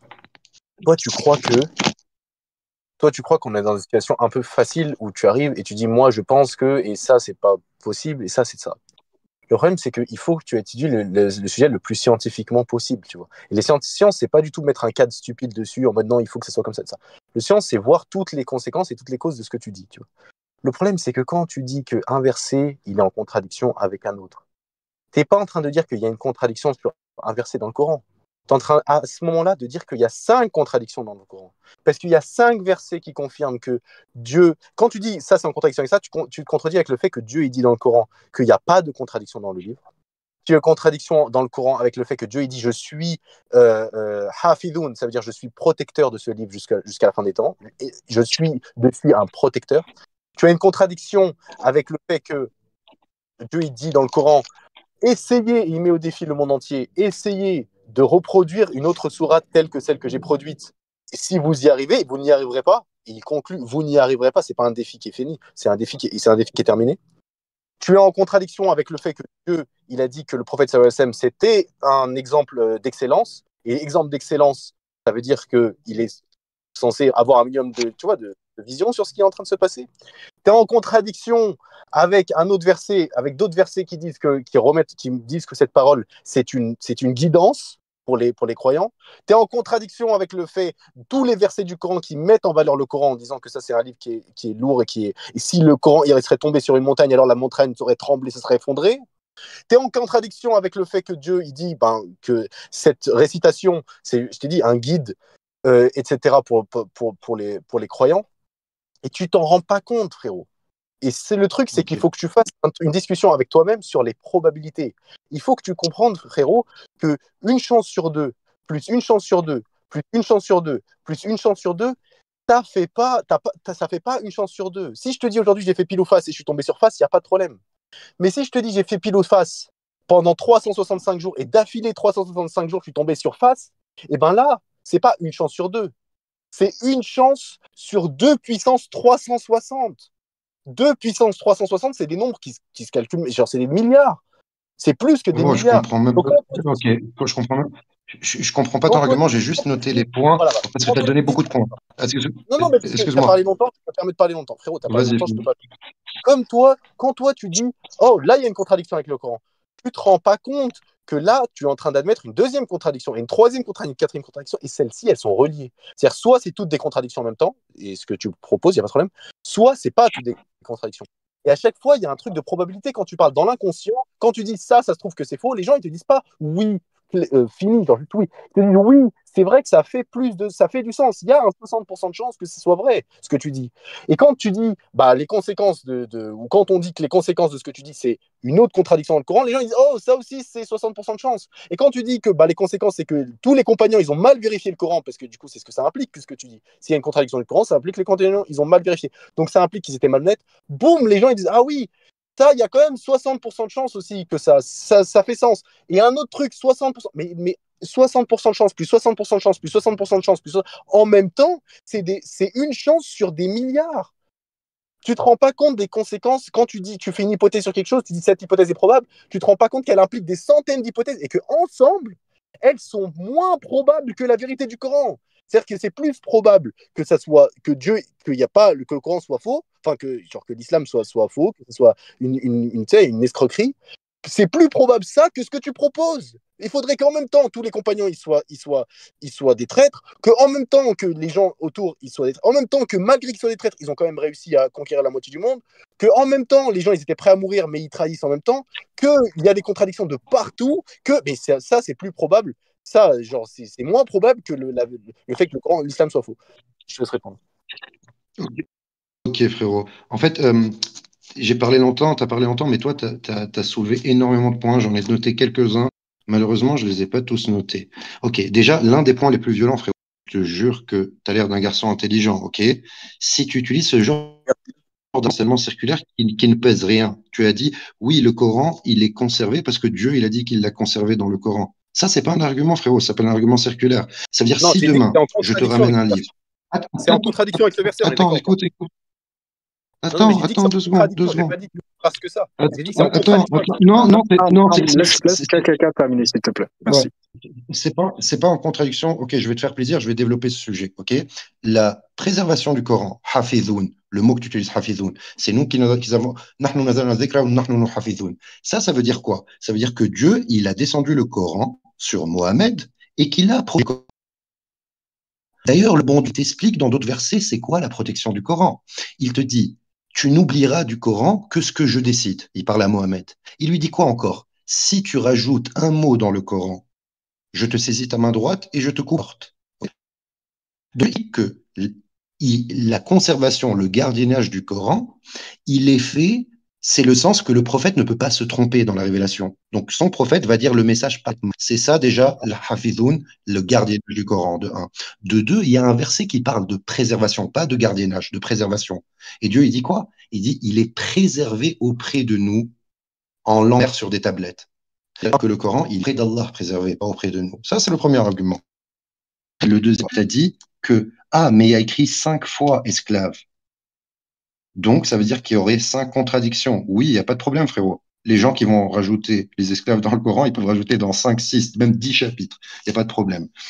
Après, tu as dit quoi? Tu as dit, essayez. Dieu, il lance au défi aux gens. Avant, tu as dit quoi? Tu as dit, Allah, il a dit que dans le Coran, il n'y a pas de contradiction. C'est faux, tu connais pas bien le verset. Il a dit, si ce livre ne venait pas d'Allah, vous y trouverez certes maintes contradictions.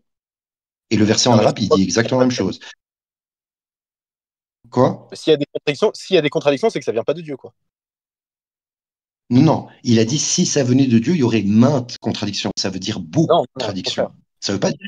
Non, non, ok. Mais je vais juste terminer. Après, tu as dit, ouais, Dieu, il a lancé de faire un livre pareil. Ok? Il a lancé au défi des gens de faire un livre pareil. Mais frérot, c'est un défi qui. Attends. Pas un livre pareil. Au début, il a dit de faire un livre. Thème, tu vois. C'est un thème long pour te montrer que ça ne fait aucun sens. Pourquoi? Parce que si demain, je te ramène un texte exactement comme le Coran, qui dit Dieu est unique, Dieu est le créateur, Dieu est le tout-puissant, Moïse il a ouvert la mer en deux et tout, et écrit d'une bonne façon, et je te dis que ça c'est la parole de Dieu, et que ça c'est le dernier message, j'écris clairement, hein, le dernier message de Dieu, parce que c'est pas écrit dans le Coran, tu ne l'accepteras jamais.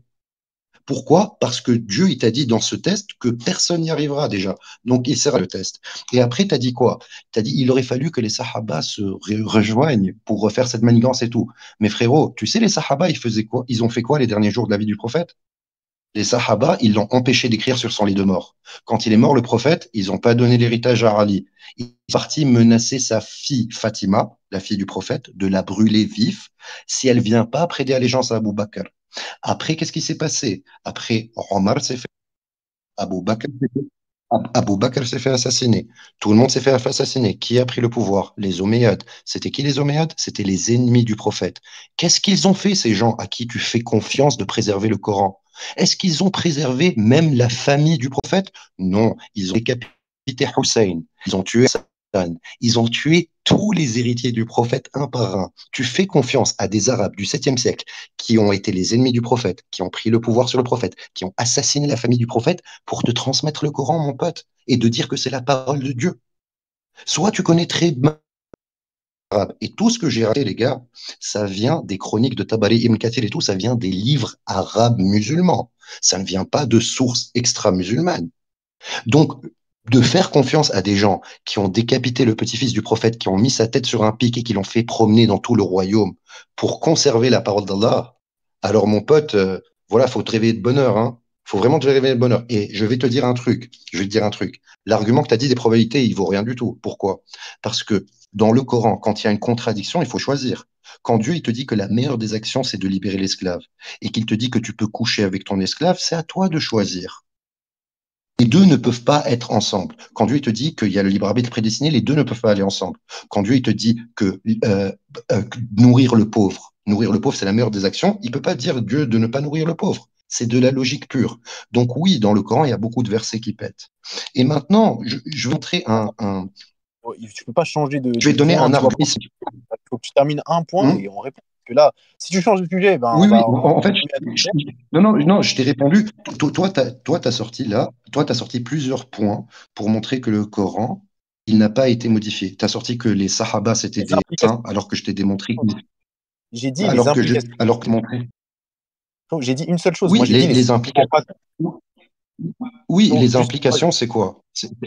Frérot, les implications, les implications, c'est comme la Bible, les évangiles. Les évangiles, on sait que 20% c'est authentique. Ça vient de l'époque. Comme le Coran. Le Coran, aujourd'hui, je sais pas si tu vois les recherches des critiques historiques occidentaux, mais oh, ils c'est pas disent que possible. le Coran qui vient de l'époque de Mohammed, c'est à peu près 30-40% de ce qu'on a. Tout le reste, Ok. ça a été rajouté après. Ils peuvent le démontrer. Tu vois? Donc Mais maintenant, juste t'as le truc encore que je voulais amplifié dire, c'est que toi, tu as donné tes arguments. Tu as donné tes arguments comme. Je vais juste te poser une question. Le Coran, il a été révélé dans quel ordre? C'était quoi le premier verset révélé? voilà.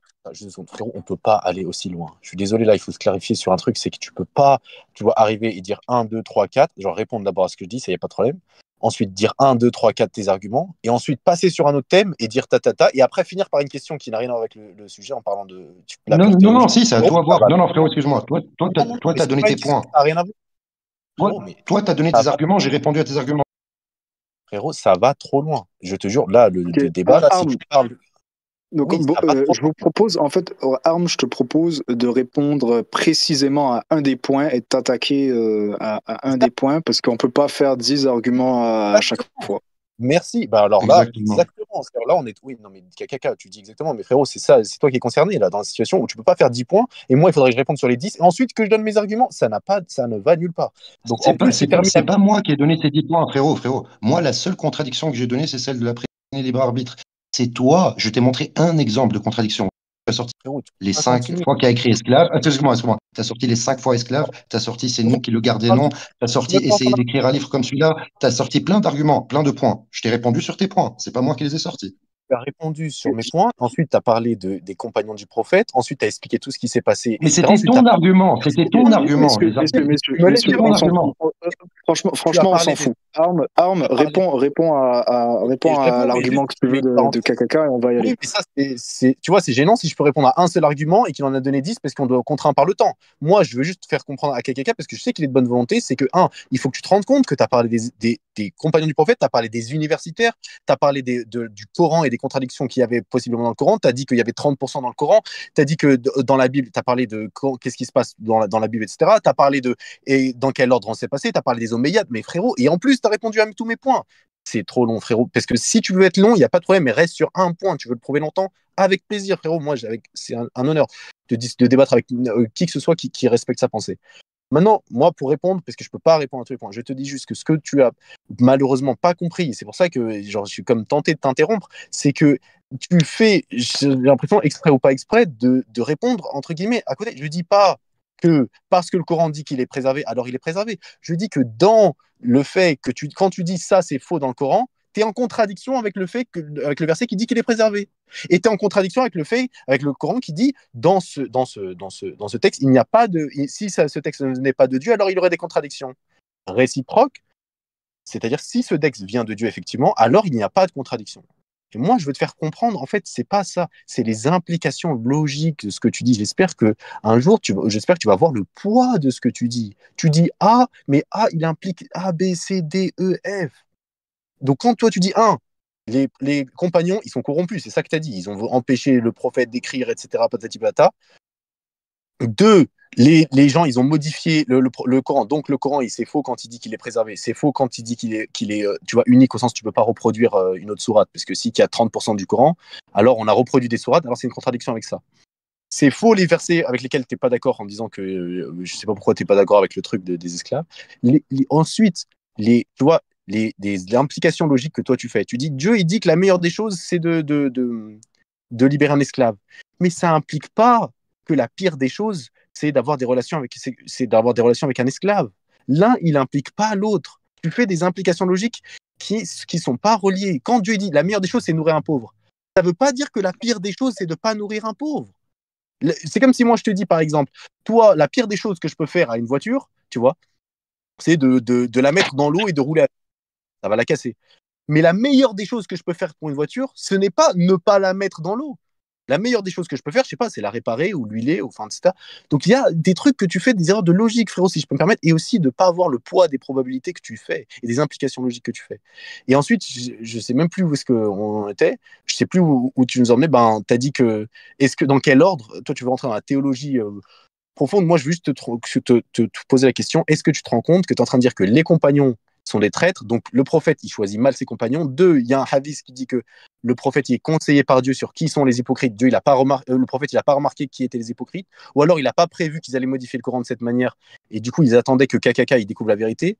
Ensuite, que ça implique que non seulement le prophète il s'est pas bien renseigné, mais en plus Dieu il l'a pas bien conseillé par rapport à ça, mais en plus que Dieu il suppose que tous les êtres humains ils vont faire la même réflexion que toi, et en plus que dans le Coran les contradictions que tu dis, il y en a 10 qui sont impliquées derrière. Tout ça, c'est des probabilités qui sont à zéro, enfin, qui existent, c'est possible, mais c'est plus probable d'être athée.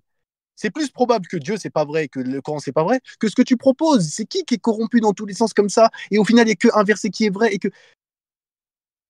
Je te laisse répondre, je suis désolé. En fait, okay, je peux répondre, ok. Ouais, frérot, franchement, voilà, c'est pas pour être, on va dire, rentré dedans et tout, mais tu as fait énormément d'hommes de paille. Déjà, le premier homme de paille que tu as, et les gens vont voir ça, parce que c'est filmé. C'est que moi, je n'ai juste j'ai utilisé un seul argument. J'ai utilisé l'argument de la contradiction entre la prédestinée et le libre arbitre. Et toi, tu m'as dit, ouais, mais si tu dis qu'il y a une contradiction, donc tu dis qu'il n'est pas conservé. Ouais, exactement. Ouais, dans le Coran, tu dis Attends, écoute-moi, je t'ai entendu, je t'ai pas coupé, s'il te plaît, écoute-moi jusqu'au bout.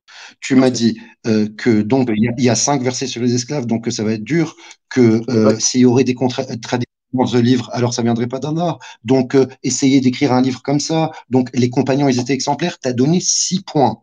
Moi, je n'ai pas donné 6 points. Les 6 points que tu as dit que j'ai donnés, ce n'étaient que des réponses à tes points. C'est toi qui as dit, ouais, tu parles des Oméades et tout et tout. Non, toi, tu dis, ouais, les compagnons, ils ont bien conservé le Coran. Moi, je t'ai expliqué qu'il y a eu beaucoup de phases de compilation du Coran et que les gens qui ont fait ça, ils se faisaient guerre en même temps. Ouais. Ils ont assassiné la famille du prophète. C'est pour ça que je t'ai ramené ces arguments. C'était pas mes arguments là-bas, c'était des contre-arguments à ton argumentation. Ok. Maintenant, maintenant, le truc, c'est quoi? En fait, je pense, hein, c'est pas pour te rabaisser rien du tout, mais tu as déjà écrit sur la compilation du Coran, comment le Coran a été compilé? Je te pose la question, juste. Le prophète, il a désigné des personnes qui étaient savantes. Ensuite, il y a 2 personnes qui se sont réunies. Il y en a, genre, sous l'ordre de Rothman, je crois. Et ensuite, okay, frérot, je t'arrête tout de suite. Tu ne connais rien à la conservation du Coran. Et alors? C'est pas du tout comme ça. Et alors, tu ne peux pas dire que le Coran est conservé si tu ne connais pas les hadiths qui parlent de la compilation. Parce que lors de la compilation, il y a eu énormément de problèmes. Je vais te donner une petite leçon d'histoire, tirée sur des hadiths. Et en plus, Ouais. l'autre problème, c'est quoi? C'est que ces hadiths, et écoute-moi bien, hein, il n'y a aucun hadith sahih, avec des chaînes de narration fiables, sur la compilation du Coran. Le Coran, il apparaît comme par magie. On a des hadiths 100% fiables, excuse-moi, 100% fiables sur comment le prophète, A'oudou billah, il se torchait les fesses, mais on n'a pas des hadiths qui expliquent comment le livre principal de la religion a été compilé. Regarde Et ce qu'on alors? a comme hadith. Alors, le prophète n'a jamais compilé le Coran. Comme ça, je t'apprends un truc. Selon la version Ouais. officielle, moi je ne crois pas à cette version officielle. Je pense que le Coran a été compilé par le prophète, mais qu'ils l'ont détruit après pour refaire un Coran qui saute leur agenda politique. Ok. Alors regarde, officiellement, le prophète n'a jamais fait la compilation du Coran. Officiellement, le premier type qui a parlé de ça, c'est Abu Bakr. Ok. Abu Bakr, il a entendu que les gens, ils commençaient à diverger sur le Coran. Donc, non, c'est Omar qui a entendu ça. Donc, il est venu voir Abu Bakr, il lui a dit, vas-y, appelle Zayd et on va faire un Coran en manuscrit. Ils ont fait ce Coran manuscrit, il appelait Zayd ou quelqu'un d'autre, j'ai oublié son nom, qui était un type très fort dans le Coran. Regarde ce qu'il a dit dans le hadith. Il a dit, si Abu Bakr avait demandé de déplacer les montagnes, ça aurait été une affaire plus facile que de compiler le Coran. Et donc, Zaïd, s'il s'appelle Zaïd, j'ai oublié le nom peut-être, Allah, Allah pour récupérer des pierres, des pots et la mémoire des compagnons pour essayer de compiler le Coran. Donc, il y avait une première difficulté. Mais il y a eu encore une deuxième difficulté. C'est sur le règne de que le vrai Coran, entre guillemets, s'est compilé. Pourquoi? Parce que malgré qu'il y avait ce codex qui a été rangé, c'est Hafsa, alors, comment ça s'appelle? Il y avait des gens qui commençaient à diverger dans la raison. Et ça s'est passé dans une bataille en Azerbaïdjan. Donc, le type de la bataille, il est venu voir Rothman, il a dit, oh, Rothman, je connais pratiquement par cœur ce hadith. Ton peuple diverge sur le Coran. Vas-y, compile le Coran, comme ça, il diverge pas comme les juifs et les chrétiens. Et quand Rothman a compilé le Coran, tu sais ce qu'il a brûlé tout ce qui existait, tout le matériel coranique qui existait avant sa compilation. Donc même historiquement, archéologiquement et tout, c'est très difficile de remonter exactement comment le Coran a été compilé.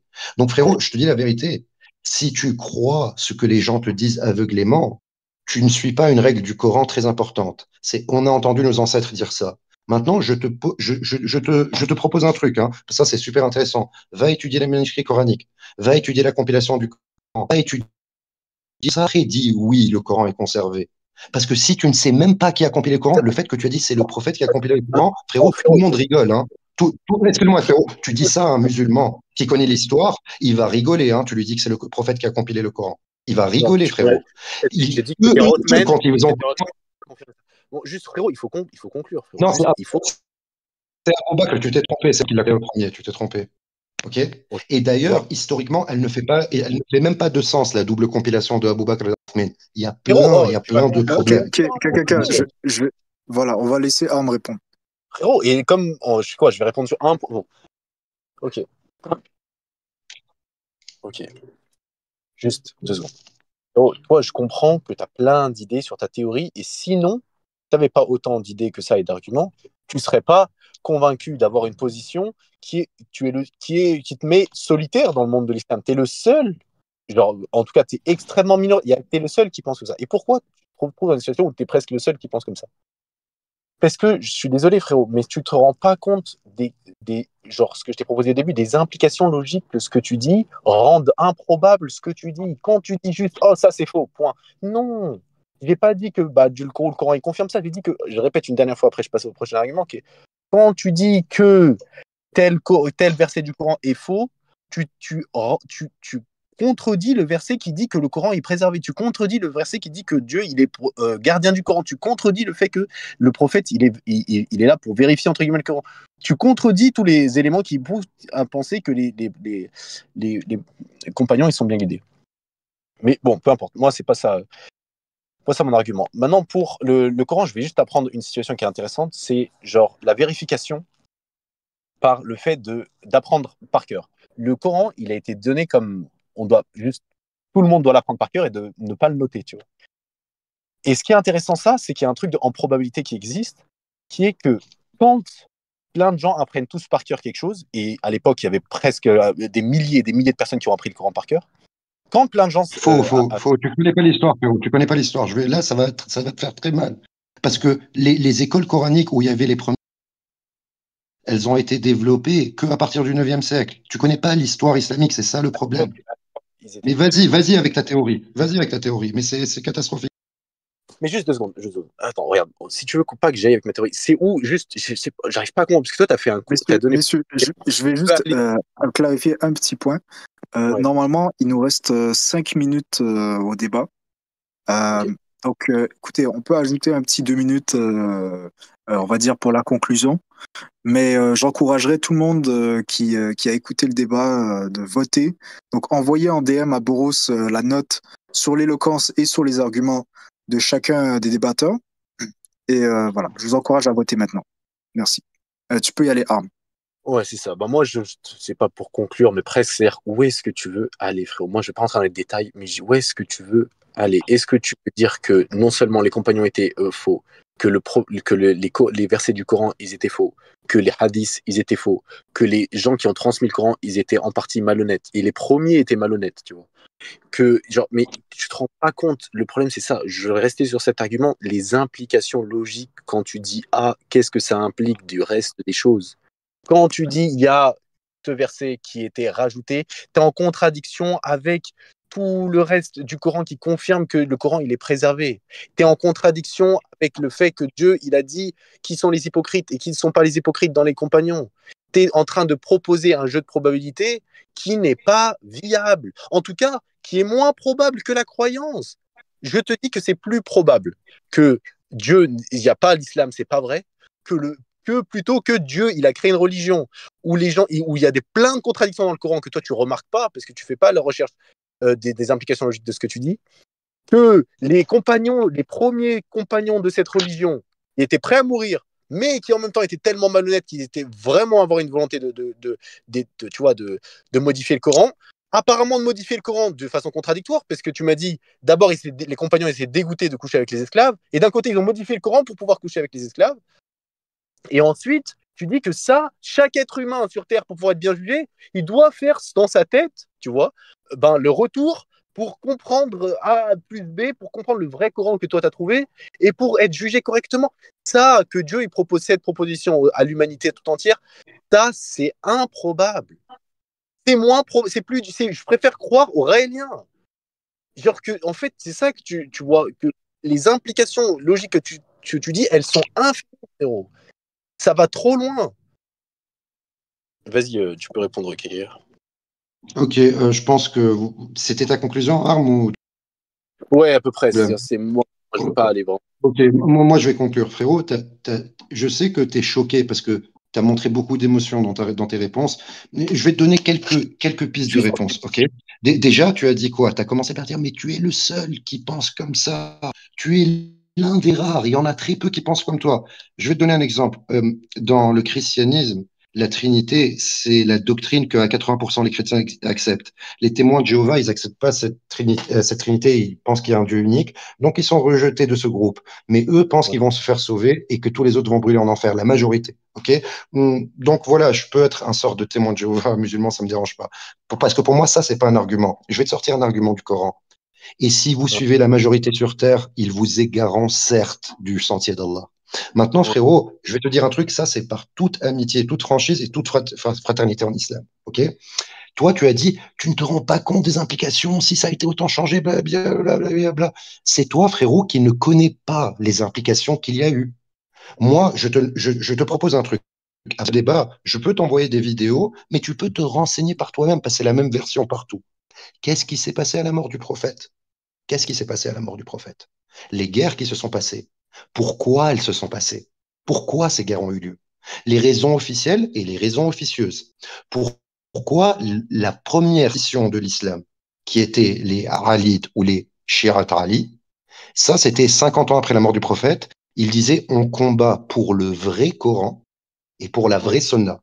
En disant en fait que les Omeyyades, ils ont manipulé le Coran, Tu sais, frérot, que la majorité des chiites, qui représentaient pas que 20% des musulmans à l'époque, qui représentaient 30-40%, La majorité d'entre eux pensaient que le Coran a été manipulé et a été trompé par les Omeyyades.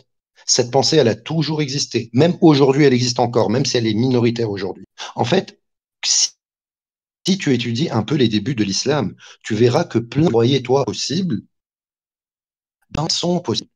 Elles sont possibles. Et ça, c'est dans nos livres d'histoire, frérot. Est-ce que tu t'es jamais posé la question? Tu t'es jamais posé la question, comment ça se fait? Tu connais Abu Sofyan, c'était l'équivalent de Pharaon, ouais, pour le prophète, on est d'accord? Tu connais Abu Sofyan? Pourquoi c'était Ah, l'équivalent de Pharaon?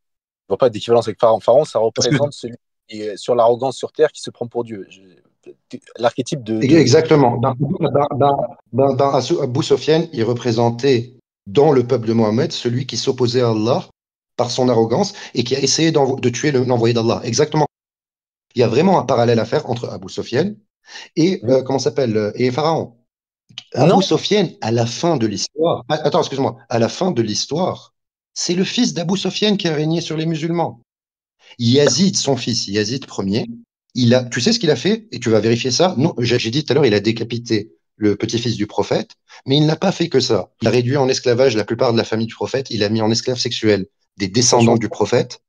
Attends, écoute très bien, écoute très bien. Il a détruit la Médine, il a fait violer 6000 femmes à Médine, et il a détruit la Mecque. Ça change quoi? C'est que c'est ce type qui t'a ramené le Coran, mon pote.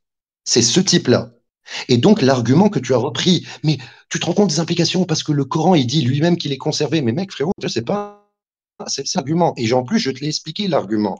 Je t'ai dit, Hafidhoun, c'est pas conservé ou préservé, c'est gardienné. Et Stop. Allah, dans le Stop, Coran, frérot. Attends, excuse-moi. Et il t'explique, Allah, dans le Coran, c'est quoi le gardiennage? C'est le fait que le prophète ne pourra pas oublier. C'est le fait que le prophète ne peut pas écrire un mot de plus. C'est le fait que le prophète, il peut pas inventer un truc. Tu vois? Donc maintenant, si toi, ton seul argument pour dire que le Coran, c'est à 100% la parole du Créateur des cieux et de la terre, c'est parce que tes savants te disent ça et que tu connais 2, 3 histoires dans la mentalité musulmane, ben frérot, t'es à côté de la plaque. Et je vais terminer sur le dernier argument, c'est un argument Oh, le plus stop. Non, fallacieux. non, Attends, non, Attends, désolé, non, frérot, ça suffit. je vais devoir te couper ici parce pas que de tu as souci, excédé le temps du débat. pas de souci. Si Arm avait une réponse à porter, je vais lui laisser maximum 1 minute et on va vraiment terminer maintenant. Ouais, c'est ça. Oui, en fait, effectivement, c'est pas du tout mes arguments parce que mes savants le disent. Je dis juste qu'il y a dans la négation, et ça, faut que tu le remarques, de ça, des impossibilités logiques. Le problème, c'est pas tant que, tu vois, c'est probable et c'est crédible que le Coran ait été conservé. Le problème, c'est que ce n'est pas crédible que le Coran n'a pas été conservé, au sens que quand tu dis que le Coran n'est pas conservé, il y a trop d'implications logiques. Il suffit de lire un tout petit peu le Coran pour voir toutes les implications logiques que ça implique avec ça.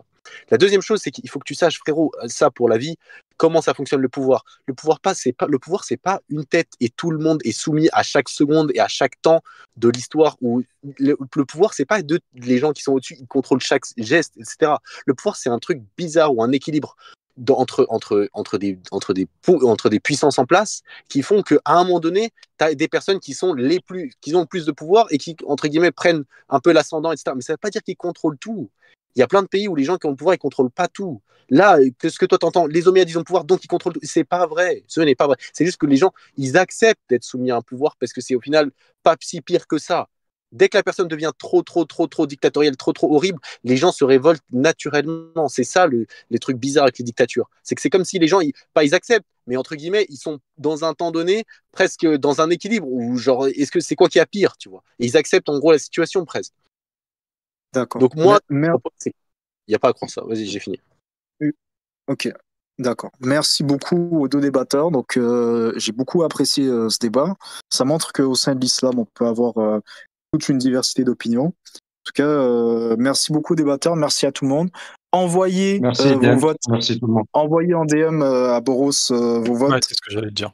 C'est ce que j'allais dire. Merci en tout cas à Arm et à KKK pour leur courage, pour leur participation. C'était un très bon débat. Bravo aussi à Dems pour son arbitrage. Merci à toi. C'était pas évident. Heureusement que tu étais là. Et donc, je vous envoie le modèle en MP, enfin, pardon, dans le chat. Donc, vous copiez-collez le modèle, vous le remplissez, vous me l'envoyez en DM. C'est avec des décimales, donc vous pouvez utiliser le 0,5, le 1, 1,5, etc. Pas de 1.3, 1.7, s'il vous plaît, faites un effort. Donc voilà, je compte sur vous. Et encore merci à vous deux, Arm et KKK. Et on se dit, Merci, Laurent. Voilà, je vais m'occuper des votes. Mais Et les excuse-moi, résultats vont pas entre tomber. Ouais, guillemets, allez-y, si vous avez un dernier mot, en- allez-y, je vous laisse. non, entre guillemets, non, c'est pas pour avoir le dernier mot, c'est juste pour dire parler avec.